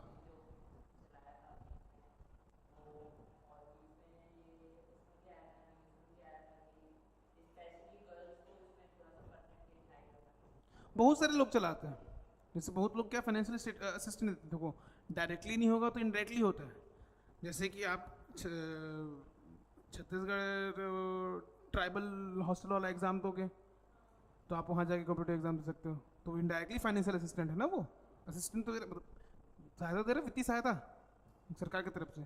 तो वैसे ही ये भी है जिसमें बच्चों को, और क्योंकि देखो भाई आज तो बहुत सारे बच्चे अच्छे हैं भाई, टैलेंटेड हैं, गुणी हैं, तो उनकी उनको उनके पढ़ाई में आर्थिक जो वो परेशानी है वो उनका बाधा ना पड़े, सीधी सी बात है। कितने ही लोग हैं, हाँ कि ना भाई। जैसे आज के डेट में वही आपको मैं बोल रहा हूँ, चलो इससे हट के एक चीज़ है, जैसे कि अभी बोलते हैं भाई रिजर्वेशन रिजर्वेशन रिजर्वेशन रिजर्वेशन, तो आपने SC SC कम्युनिटी को रिजर्वेशन दे, OBC को दे दिया, लेकिन आपके में आपको रिवाइज करना पड़ेगा। कि एससी कम्युनिटी का रिजर्वेशन है, चलो ठीक है, लेकिन बोलते ना कि कुछ ऐसे तो जनरल से भी अच्छा खासा कमा रहे हैं, ये कर रहे हैं। हाँ सही बात है, कर रहे हैं, बहुत ऐसे तो अपने अपलिफ्ट कर लिए, गाड़ी घोड़ा बंगला सब है। लेकिन आपको ये सोचना पड़ेगा कि एससी कम्युनिटी में 1% ऐसा है जो यहाँ बिलासपुर में अच्छे से तैयारी कर रहा है, कोचिंग वोचिंग सब, उसके घर परिवार संपन्न है तो कर रहा है। वहीं पे एक और एससी का लड़का है जो गांव में बैठ के पढ़ रहा है यूट्यूब के थ्रू। तो रिजर्वेशन किसको मिलना चाहिए, इस बच्चे को कि उस बच्चे को? थोड़ी सी सहायता किसको मिलनी चाहिए, इसको कि उसको? ये क्रिटिकल इवैल्यूएशन एनालिसिस करना चालू करिए, क्योंकि यही आपके एग्जाम में ही हेल्प करेगा ऐसी चीज़ें। Getting it? मैं ये नहीं बोल रहा कि रिजर्वेशन के खिलाफ होना, रिजर्वेशन नहीं होना चाहिए, but you to rethink, because independence को तो 75 साल से भी ज़्यादा हो गया, आज़ादी को प्लस। ठीक है, और उसके बाद आपका एक त्रिभुवन कोऑपरेटिव यूनिवर्सिटी का एस्टैब्लिशमेंट के बारे में बात की। Tribhuvan cooperative university to promote the education and research in the field of cooperative, सहकारिता के क्षेत्र में अनुसंधान और शिक्षा को बढ़ावा देने के लिए त्रिभुवन सहकारिता विश्वविद्यालय का स्थापना करने की उन्होंने बात की।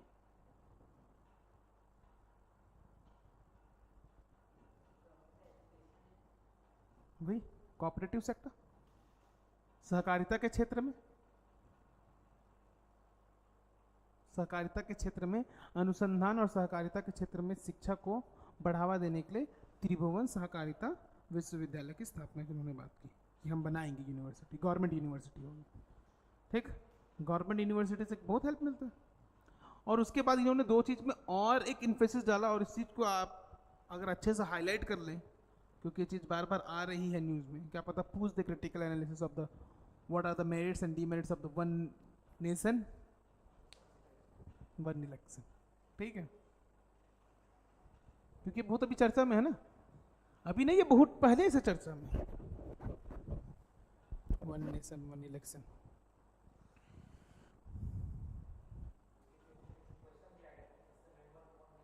हाँ, अच्छा अच्छा, देखो चर्चा में है तो ये हमारे लिए इम्पोर्टेंट हो जाता है, और महामहिम जी ने उसके बारे में बोल दिया तो वो भी तो और इम्पोर्टेंट हो जाता है। और expansion of the Ayushman scheme की, जो आयुष्मान स्कीम का एक्सपेंशन के बारे में, तो जो ओल्ड एज हमारे जो सिटीजन्स हैं उनको भी प्रोवाइड हो। तो मोटा माटी इन सारे मुद्दों के बारे में, इन सारे स्कीम्स, इन सारे कैंपेन्स के बारे में प्रधानमंत्री महामहिम जी ने अपने स्पीच में डिस्कस किया है, मतलब उनको मेंशन किया है। ठीक है, तो एज ए स्टूडेंट ये तो आपको तो स्पीच सुनना चाहिए तो 2 घंटा निकाल के, बट वही है, हमारे लिए बोरियत हो जाता है, क्योंकि कौन सुने उतना दिन।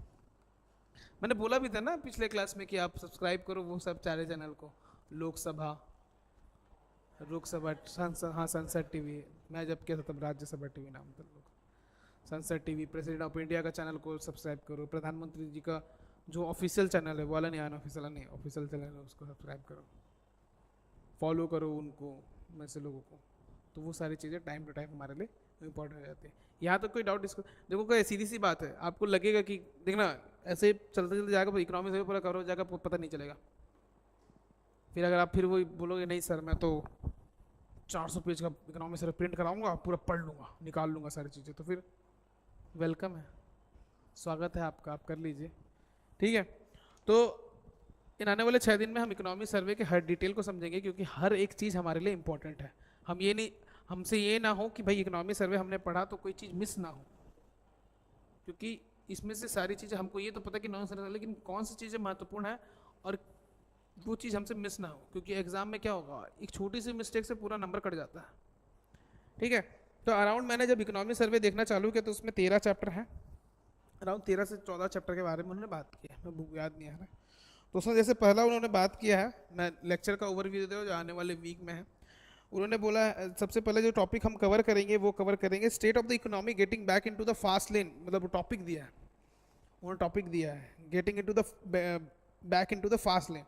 तो इसमें जो ग्लोबल इकोनॉमिक ट्रेंड क्या रहा, फिर हमारा इंडिया का डोमेस्टिक इकोनॉमिक परफॉर्मेंस कैसा रहा, economic indicator, policy measures, challenges और आउटलुक क्या क्या थे, उसके बारे में डिस्कस करेंगे। और मॉनेटरी और फाइनेंशियल सेक्टर में डेवलपमेंट क्या हुआ, जैसे मॉनेटरी डेवलपमेंट में क्या क्या हुआ, फाइनेंशियल सेक्टर में डेवलपमेंट क्या क्या हुआ, और आपका जैसे डेवलपमेंट फाइनेंशियल इंस्टीट्यूशन और इंफ्रास्ट्रक्चर में हमने क्या क्या डेवलपमेंट किया वो देखेंगे। कैपिटल मार्केट का कैसा रहा परफॉर्मेंस, इन्वेस्टमेंट मार्केट का कैसा रहा, इन्वेस्टमेंट ट्रेंड कैसे रहे, आर्टिफिशियल इंटेलिजेंस का बैंकिंग में और फाइनेंशियल सेक्टर में क्या रहा, आईबीसी के बारे में पढ़ेंगे। What is the IBC, IBC reforms,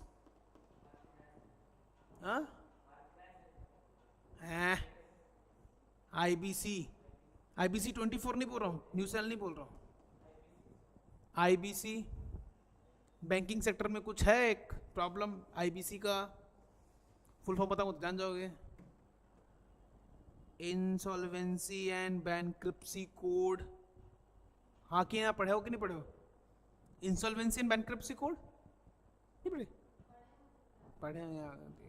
insolvency and bankruptcy code में जो रिफॉर्म्स किए गए हैं वो बढ़ेंगे। इंसॉल्वेंसी एंड बैंक्रप्सी सीधी सी बात है, विजय माल्या, नीरव मोदी, बैंक्रप्सी, जो अपने आप को इंसॉल्वेंट करते हैं, अपने आप को दिवालिया घोषित करते हैं, उस टाइम में किसको घाटा होता है भाई, बैंक को घाटा होता है। बैंक घाटा मतलब किसको हुआ, आर्थिक मार पड़ी है हमारे ऊपर सीधी सी बात। जैसे पंजाब नेशनल बैंक का पैसा लेकर भाग गया नीरव मोदी, तो प्रॉब्लम तो गवर्नमेंट को हुआ ना, क्योंकि बैंक तो पब्लिक सेक्टर बैंक है। हालांकि मेरा भी अकाउंट था लेकिन मैं बच गया, मेरा पैसा तो नहीं गया, बट गवर्नमेंट को तो घाटा हुआ ना वहाँ पे। तो उसके कोड को रिफॉर्म करना, क्योंकि वैसे में कोई भी असर के चल गया घपला करके चले जाता है, ठीक। फिर उसके बाद हम लेक्चर 3 में उसके बाद हम देखेंगे एक्सटर्नल सेक्टर, जिसका उन्होंने हेडिंग दिया external sector getting FDI right. तो ग्लोबल ट्रेड कैसा रहा, क्या डायनेमिक रही ट्रेड इंडिया परफॉर्मेंस में, करंट अकाउंट हमारा कैसा रहा, कैपिटल और फाइनेंशियल अकाउंट भी कैसा रहा। फिर प्राइस और इन्फ्लेशन की ग्लोबल इन्फ्लेशन सिनेरियो क्या था, हमारा डोमेस्टिक इन्फ्लेशन सिनेरियो क्या था, मुद्रास्फीति का जो आपका वो आर्थिक जो अंतर्राष्ट्रीय स्तर पर क्या रहा, और हमारा राष्ट्रीय स्तर पर घरेलू जिसको हम बोलते हैं डोमेस्टिक, ठीक है। फिर long term price stability recommendation क्या क्या दिया है इकोनॉमी सर्वे ने, और क्या इन्फ्लेशन का आउटलुक रहा इंडिया का क्या आउटलुक रहा इन्फ्लेशन को लेके। फिर उसके बाद medium term outlook, D regulation and drive growth, इसके बारे में पढ़ेंगे। फिर investment and infrastructure keep it going, ये चैप्टर्स के नाम है इकोनॉमी सर्वे में जो इस बार उन्होंने दिया, जहाँ पे सीधी सी बात है इंफ्रास्ट्रक्चर से समझ में आ रहा है कि इंफ्रास्ट्रक्चर के सेक्टर में हमने कौन कौन से इनिशिएटिव हमने लिए, और क्या क्या हमको चैलेंजेस आए, और क्या क्या हमको वे फॉरवर्ड में हमको उनके ऊपर काम करने, कौन कौन से परेशानियाँ आई। फिर उसके बाद जैसे उसके अगली बात हम बात करेंगे हमारा सेकेंडरी सेक्टर यानी कि इंडस्ट्रियल सेक्टर के बारे में। उसको उन्होंने दिया है industry business reform and the industrial growth, chapter का नाम है। वही आपका MSME, state wise industrial performance, challenges, policies, core industrial sector का क्या परफॉर्मेंस रहा, कैपिटल कंज्यूमर इंडस्ट्रीज का क्या परफॉर्मेंस रहा, ये सारी चीज़ें देखनी है।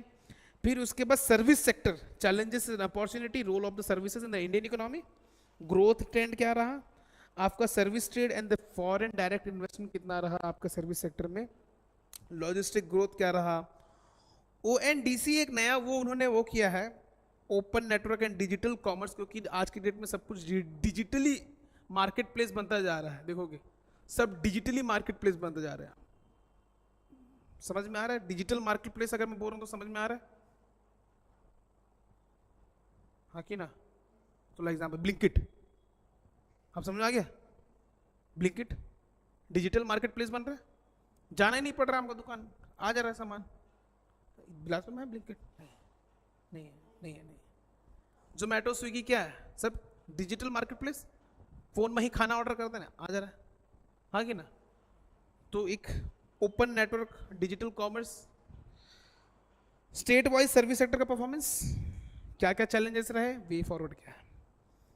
उसके बाद agriculture and food management, sector of the future, इसमें फ्लोरिकल्चर, ऑयल सीड, वही बोला ना हॉर्टिकल्चर का क्या रहा, रेनफॉल इरिगेशन का सिस्टम में कैसा क्या क्या चेंजेस आए, एग्रीकल्चर क्रेडिट इंश्योरेंस में हमने क्या क्या क्या नया चीज़ लिया, फूड मार्केटिंग में हमने क्या इंपॉर्टेंस दिया, क्लाइमेट एक्शन क्या क्या लिया एग्रीकल्चर को प्रोटेक्ट करने के लिए। और अलाइड सेक्टर जैसे लाइवली स्टॉक और एग्रीकल्चर के अलाइड सेक्टर में कौन कौन से आ जाएंगे? डेयरी आ जाएगा, वही लाइफ स्टॉक आ जाएगा, फिशरीज आ जाएगा, ये सब तो अलाइड है ना, मतलब उससे जुड़े हुए हैं। वो उन सेक्टर्स का क्या क्या हो रहा। फिर उसके बाद climate change, environment adaptation that matters, तो इसमें हम वही की सेक्टर में क्या क्या हमने अडॉप्ट किया, एनर्जी ट्रांसिशन कैसे ये, गवर्नमेंट स्कीम कौन कौन से लॉन्च किए, financial regulation and green investment, फिर lifestyle of the environment, life initiative, उसके बारे में थोड़ा अच्छे से डिस्कस करेंगे। और जो सबसे बड़ा मुद्दा रहा एयर पॉल्यूशन और कार्बन सिंक का, जो फॉरेस्ट कंजर्वेशन से रिलेट किया हो, उसके बारे में डिस्कस करूंगा मैं। फिर सोशल सेक्टर में कैसे इन्होंने एक्सटेंड किया, कैसे रीच किए, और जो इम्पावरमेंट है उसको कैसे ड्राइव इन्होंने किया, वो एक चैप्टर है। जहाँ पे एजुकेशन में क्या नया पाथवे यूज किया गया towards healthy nation, rural economy को कैसे डेवलप करना, वो सोशल वो में ही एम्प्लॉयमेंट एंड स्किल डेवलपमेंट, वही स्टेट ऑफ एम्प्लॉयमेंट क्या है, एम्प्लॉयमेंट फैक्टर्स क्या है, जॉब क्रिएशन के लिए क्या क्या इनिशिएटिव लिया गया है, skill development, upscaling, rescaling, new scaling, changing the world, ये सारी चीज़ें आपकी दी हैं इंपॉर्टेंट जो है। और आखिरी में एक चैप्टर जो है वो बहुत इंपॉर्टेंट है, ये हमारे लिए बहुत ज़्यादा इंपॉर्टेंट है।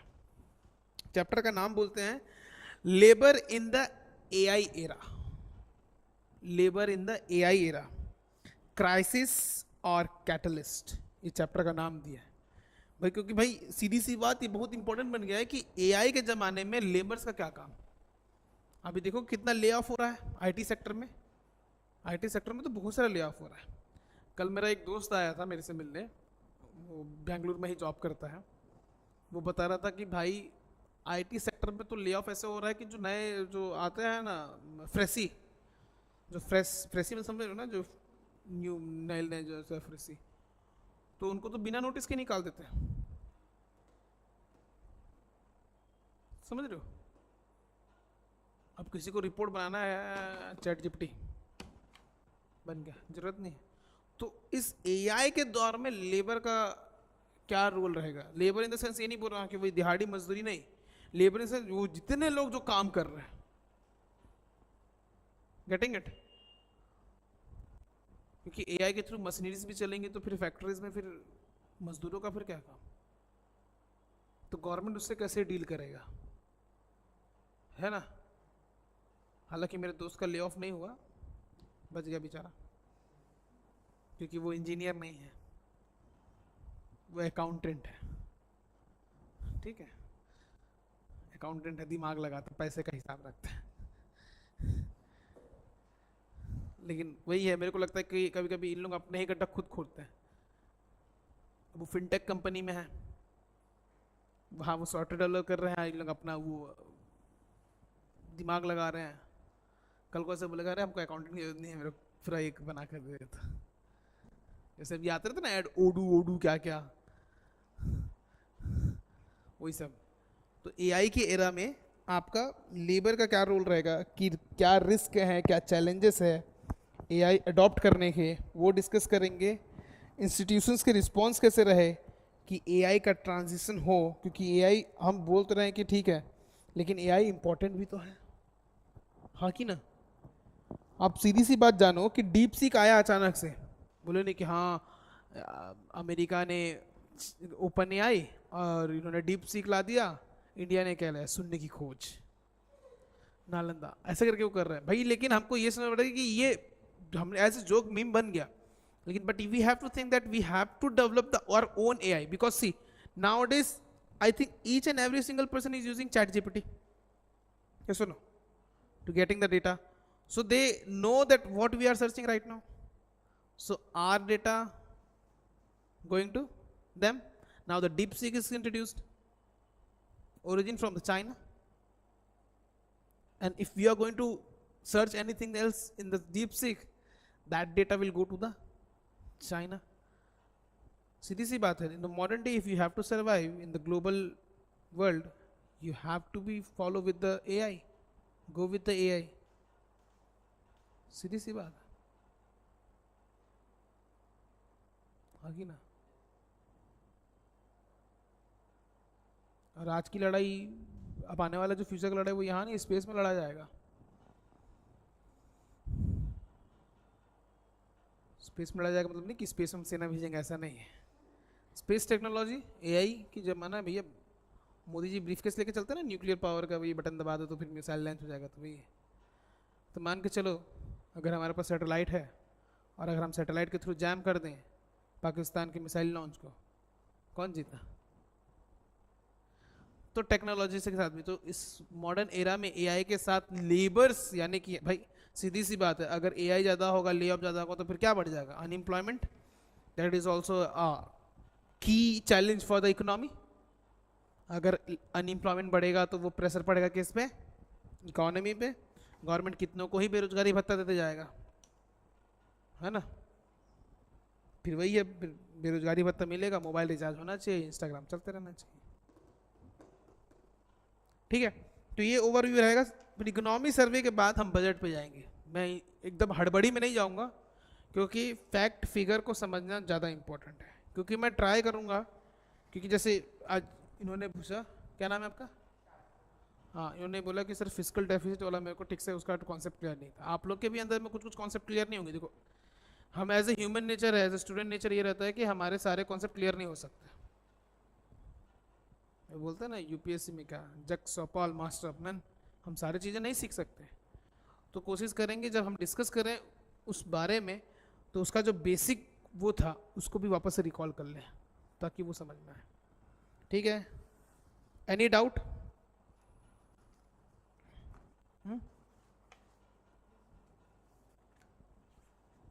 कोई डाउट? हालांकि आज ही मैं इस डेटा वाला चालू करना नहीं चाहता क्योंकि फिर आप उस माइंडसेट में नहीं हो रहा कि फिर आप फटाफट फटाफट लिखना चालू कर। हाँ, अगर पढ़ाना चाहूँगा तो बाय डिफॉल्ट आपको पढ़ना ही पड़ेगा,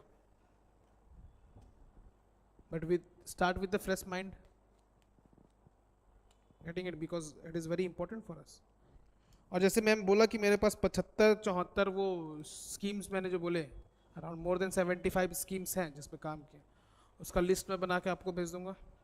ठीक है, पढ़ना सबको नहीं है, ये देखना अंडरलाइन उनको करना है कि जो इंपॉर्टेंट है, जो बार बार रिकॉल किए जा रहे हैं। ठीक है, बार बार रिकॉल किया, जैसे बंदे बोला ना वन नेशन वन इलेक्शन, देखो बार बार आ रहा है आ रहा है आ रहा है। और चांसेस है कि पूछ भी सकता है, चांसेस है कि नहीं भी पूछ सकता है। इस बार सबका यही वाला अटेम्प्ट है ना? किसी का ऐसा है कि 2026 2026, अरे बाप रे, 3 वर्षीय योजना।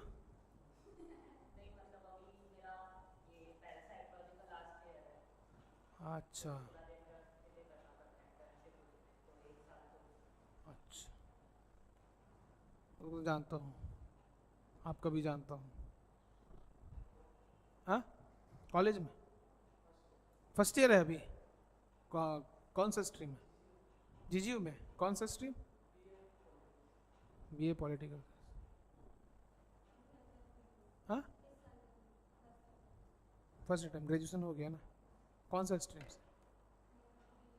बीए। अच्छा, बीए वाले,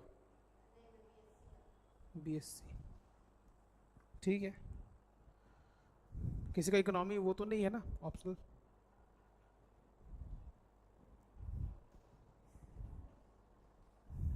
सर बेसिक इकोनॉमी ही थोड़ा सा हार्ड पड़ जाता है।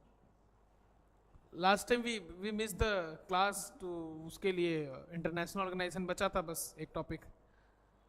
अगर आप लोग ऑनलाइन सेशन देख रहे होगे मेरा वाला, तो इंटरनेशनल ऑर्गेनाइजेशन वाला सेशन बचा था, तो 26 जनवरी पड़ गया। फिर उसके बाद जो अगला संडे आया, फिर उसके बाद तो फिर ये प्रीलिम्स से जस्ट पहले वाला था, तो उसमें फिर डिस्टर्ब करने को बनता ही नहीं था, गुंजाइश नहीं थी। तो इंटरनेशनल एग्जाम फिर सर से भी बात की कि इंटरनेशनल से उतना ज़्यादा इंपॉर्टेंट क्वेश्चन आते नहीं है सीजीपीएससी के प्री में, अगर हम देखें पॉइंट ऑफ इंडियन इकोनॉमी का पॉइंट ऑफ व्यू। हाँ, यूपीएससी में पूछता है इंटरनेशनल का, उसका नहीं। तो वो एक लेक्चर बच गया था, वरना उसको कवर कर लेते। WTO, IMF, world bank, Asia development bank, investment industrial investment bank, क्या क्या था बहुत सारा, न्यू बैंक, ब्रिक्स का। जैसे अभी ब्रिक्स बहुत इंपॉर्टेंट है, ब्रिक्स की करेंसी IR में पूछ सकता है। हाँ,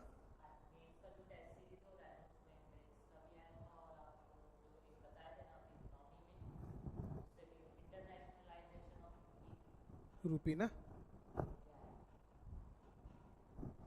because see those who are having the international currency, अभी आज में कौन सा इंटरनेशनल करेंसी है, डॉलर, तो वो एक प्रकार से वो कंट्रोल कर रहे हैं, हाँ कि ना, तो ये तो गलत बात है ना भाई।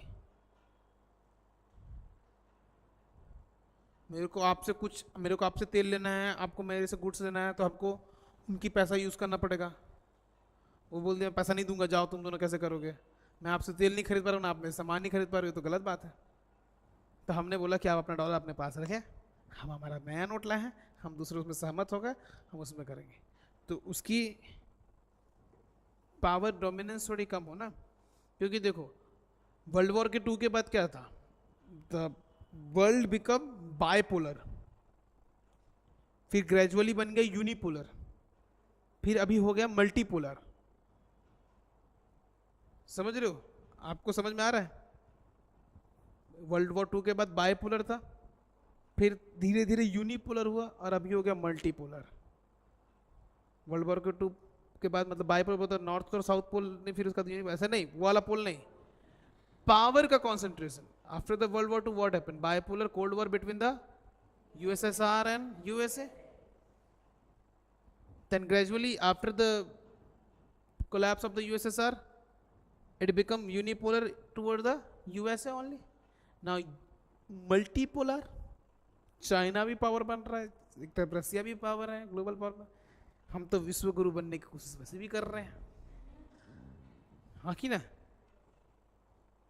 कहीं ना कहीं यूरोप भी अपने आप को एक ग्लोबल पावर बनाने की कोशिश कर रहा है, और वहीं पे यूएसए भड़का हुआ है, इसलिए सब पे टैरिफ लगाते जा रहे हैं। कवर कर रहे होंगे न्यूज, 100% टैरिफ, 100% टैरिफ। ब्रिक्स के लिए वो स्टेटमेंट कैसा दे रहे हैं, इधर से नहीं मान रहा तो इधर से मनवाओ, इमिग्रेंट्स को वापस भेज दे रहे हैं, तो ये सारी चीजें, ठीक है। इकोनॉमी सर्वे रिपोर्ट पढ़ना हमारे लिए, फिर से बोलूँगा, बहुत इंपॉर्टेंट है। और ये वही दोस्त है हमारी अर्थव्यवस्था, इकोनॉमी सर्वे हमारी इंडियन इकोनॉमी का वो दोस्त है जो उसके बुरे टाइम में उसको सजेशन देगा, और बहुत अच्छा सजेशन देगा, लेकिन वो हमारी अर्थव्यवस्था के ऊपर डिपेंड करता है ना कि वो उसके सजेशन को माने या ना माने। लेकिन वही है, माने तो इकोनॉमी सर्वे सोचेगा अच्छी बात है, नहीं माने तो वो ऐसी बात नहीं है कि वो गुस्सा हो जाएगा, मुंह फुला लेगा, ऐसा नहीं, कोई ऐसा मैंडेट नहीं है, ठीक, clear. So we should wind up today's session. तो कल से थोड़ा सा आप प्रिपेयर रहें कि लिखने की चीज़ें ज़्यादा हो जाएंगी, ठीक है। मैं एक्सप्लेन भी करूँगा, लिखाऊंगा भी, एक्सप्लेन भी करूँगा, लिखाऊंगा भी, तो वो कंटिन्यू रहेगा। कोई डाउट आज के क्लास से? आज मैंने बस बेसिक ही कवर कराया, अगर देखोगे तो। इकोनॉमी से पढ़े थे इससे पहले लाइव, किसमें? अच्छा अच्छा, कौन सा सर्वे? इकोनॉमी सर्वे ना, इंडिया का ना, जो अभी भी आया है। कब देखे लाइव सेशन? किसका किसका? अच्छा अच्छा, की पॉइंट्स ना, ये सारी चीज़ें डिस्कस किए थे कि क्या लीगैलिटी, क्या इम्पोर्टेंट।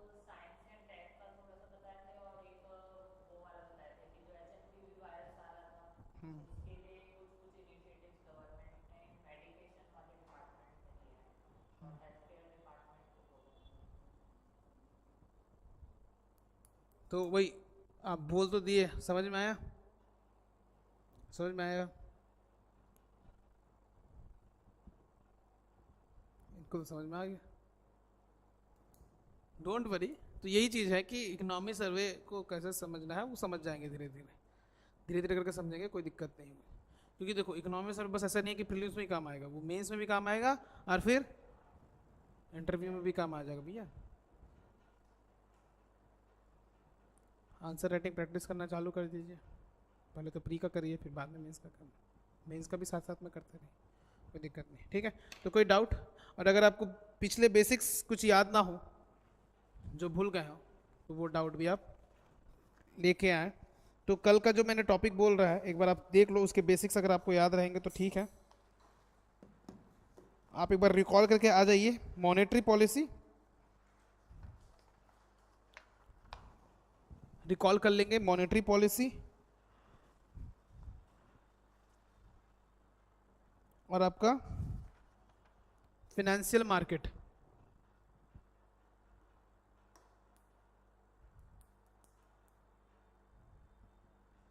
और नेशनल इनकम भी कर लीजिए। इसको एक बार रिवाइज करके आ जाइएगा, ठीक है। क्योंकि भाई जीडीपी ये सब के बारे में बात करूंगा, जीएनपी एनएनपी की बात करूंगा, फिर आप रिकॉल करोगे तो आपको फट से याद आ जाएगा कि हाँ यार ऐसा है ऐसा है, ठीक है। फाइनेंशियल मॉनेटरी डेवलपमेंट है, वही फिर मैं याद दिलाऊंगा कि रेपो रेट को हमने कितना वो किया है ना, हमारा एफआरबीएम नहीं, हाँ एफआरबीएम कैसा रहा, फाइनेंशियल मार्केट में ये पॉलिसीज सब सीबीबी के बारे में बात करूँगा तो वो थोड़ा आपको रिकॉल हो जाएगा, ठीक।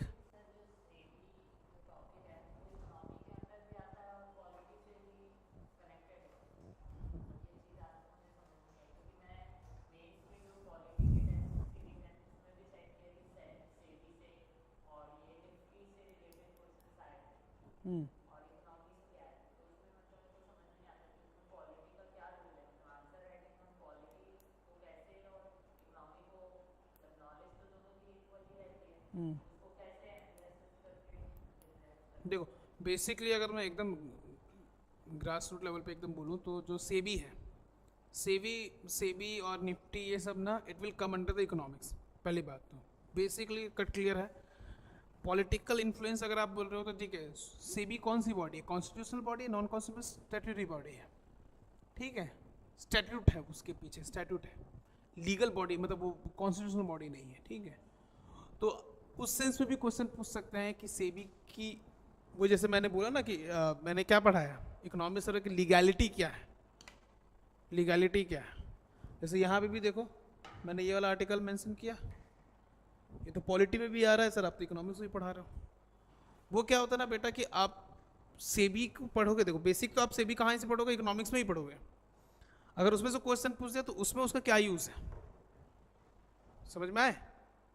यहाँ पर आर्टिकल इतना पढ़ाने के बाद बोल देता है कि स्पीच देती है प्रेसिडेंट वहाँ, लेकिन आर्टिकल के बारे में अच्छे से कहाँ दिया है, पॉलिटी में दिया है, लेकिन हम यूज़ कहाँ कर रहे हैं। क्वेश्चन अगर कल को पूछ दिया तो under which article the president will address the parliament before the budget session, पूछ दिया तो आप क्या बोलोगे, पॉलिटी से पूछा है कि इकोनॉमिक्स से पूछा है। तो वैसा है, सेबी आएगा इकोनॉमिक्स के अंदर, ठीक है, क्योंकि वो रेगुलेटर है किसका, फिनेंशियल मार्केट का, गेटिंग इट। और फिनेंशियल मार्केट इकोनॉमी का पार्ट है, पॉलिटी का पार्ट नहीं। कोई डाउट।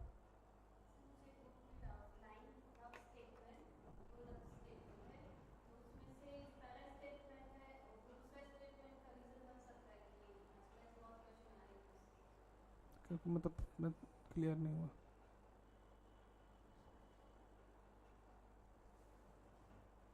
अच्छा असर्शन एंड रीजनिंग के बारे में बात कर रहे हैं। कौन सी बुक है वो, नीति सिंघानिया, ठीक है। रमेश सिंह वाला एक ही है, और कोई है रमेश सिंह वाला,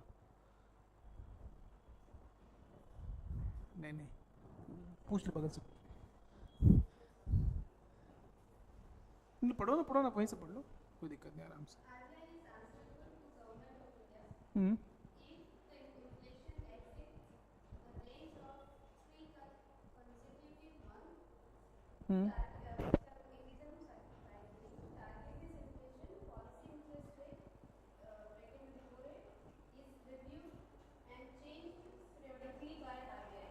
हाँ हाँ, क्योंकि भाई सेकंड स्टेटमेंट फिर से पढ़ो।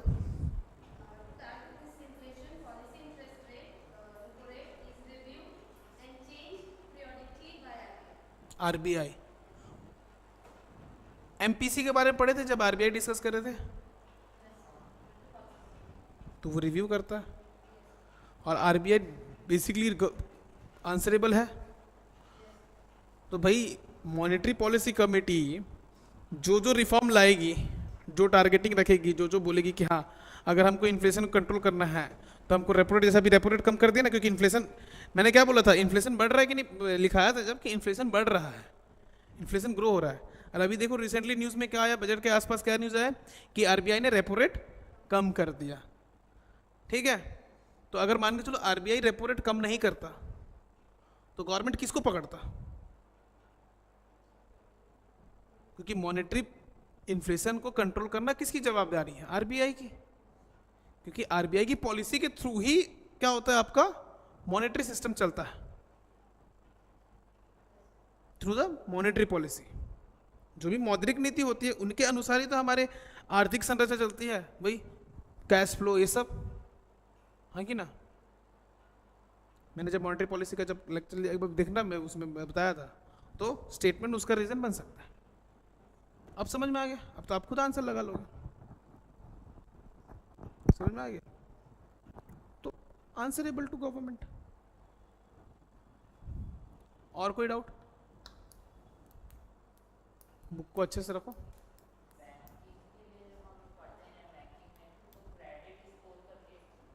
हाँ, वो क्रेडिट स्कोर जो हम बोलते हैं, जैसे भी मैंने बोला था इंटरनेशनल क्रेडिबिलिटी।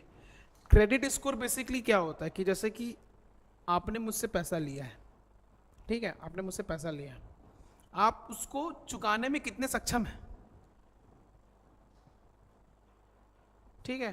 तो आपकी क्या होता है, क्रेडिट स्कोर होता है कि अगर आपने टाइमली अपना क्रेडिट रीपे किया, अपना इंटरेस्ट रीपे किया, तो आपका क्रेडिट स्कोर अच्छा रहेगा कि हाँ भाई ये पैसा सही टाइम पे चुका देता है। जैसे हम लोग भी रहते हैं ना कि जैसे कि कोई दोस्त पैसा ले लिया, अब हेलो कब देगा पैसा, वापस देगा, आंटी का परसों दूंगा, ठीक है, फिर हेलो हाँ कब देगा, अरे यार मैं तो ये हो गया 2 दिन बाद दूंगा, हाँ हेलो, ये ना ऐसे करता है, ये बस मेरे को उल्लू बनाता है चक्कर। तो बैंक भी वैसे कोई टाइम पे नहीं कर पा रहा तो उसकी क्रेडिबिलिटी कम हो जाती है, तो उसका क्रेडिट स्कोर गिर जाएगा। Getting it?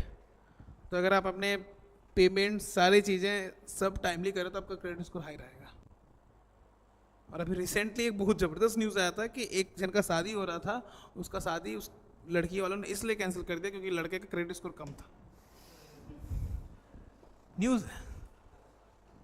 न्यूज़ आया था, अभी भी आया था। शादी इसलिए कैंसिल कर दी लड़की वालों ने क्योंकि लड़के का क्रेडिट स्कोर कम था। आपका क्रेडिट स्कोर का हाई रहता है ना, तो देखो अब क्या बेनिफिट है सर, क्रेडिट स्कोर क्या बेनिफिट है? अगर आपका क्रेडिट स्कोर ज़्यादा है और अच्छा है तो आपको लोन इजीली अवेलेबल हो जाएगा। समझ में आ रहा है? अगर आपका क्रेडिट स्कोर गंदा है, खराब है, तो बैंक बोलेगा मैं नहीं दूंगा पैसा, नहीं दूंगा। बोला वही होता है ना कि बोलेगा ना, जैसे कि वो मेरे को फ़ोन लगा, मेरे से पैसा लिया, वो दे नहीं रहा वापस, बोला ना, कल को मेरे को वो बोले कि सर वो पैसा मांग रहा है, कैसे करूँ, अभी पैसा नहीं था, मत दे उसको, हो जाएगा ना। अगर ये मेरे को टाइम टू टाइम पैसा दे रहा, ब्याज भी दे रहा, बोलूँगा हाँ दे दे, वो पैसा दे देगा, टाइम पे दे देगा। तो वैसा होता है क्रेडिट स्कोर। समझ में आ गया बैंकिंग का? और कोई डाउट?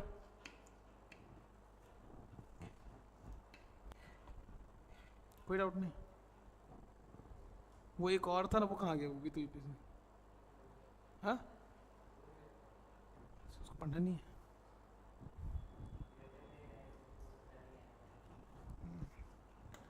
ठीक, क्लियर है? तो मैंने जो बता दिया उसको कल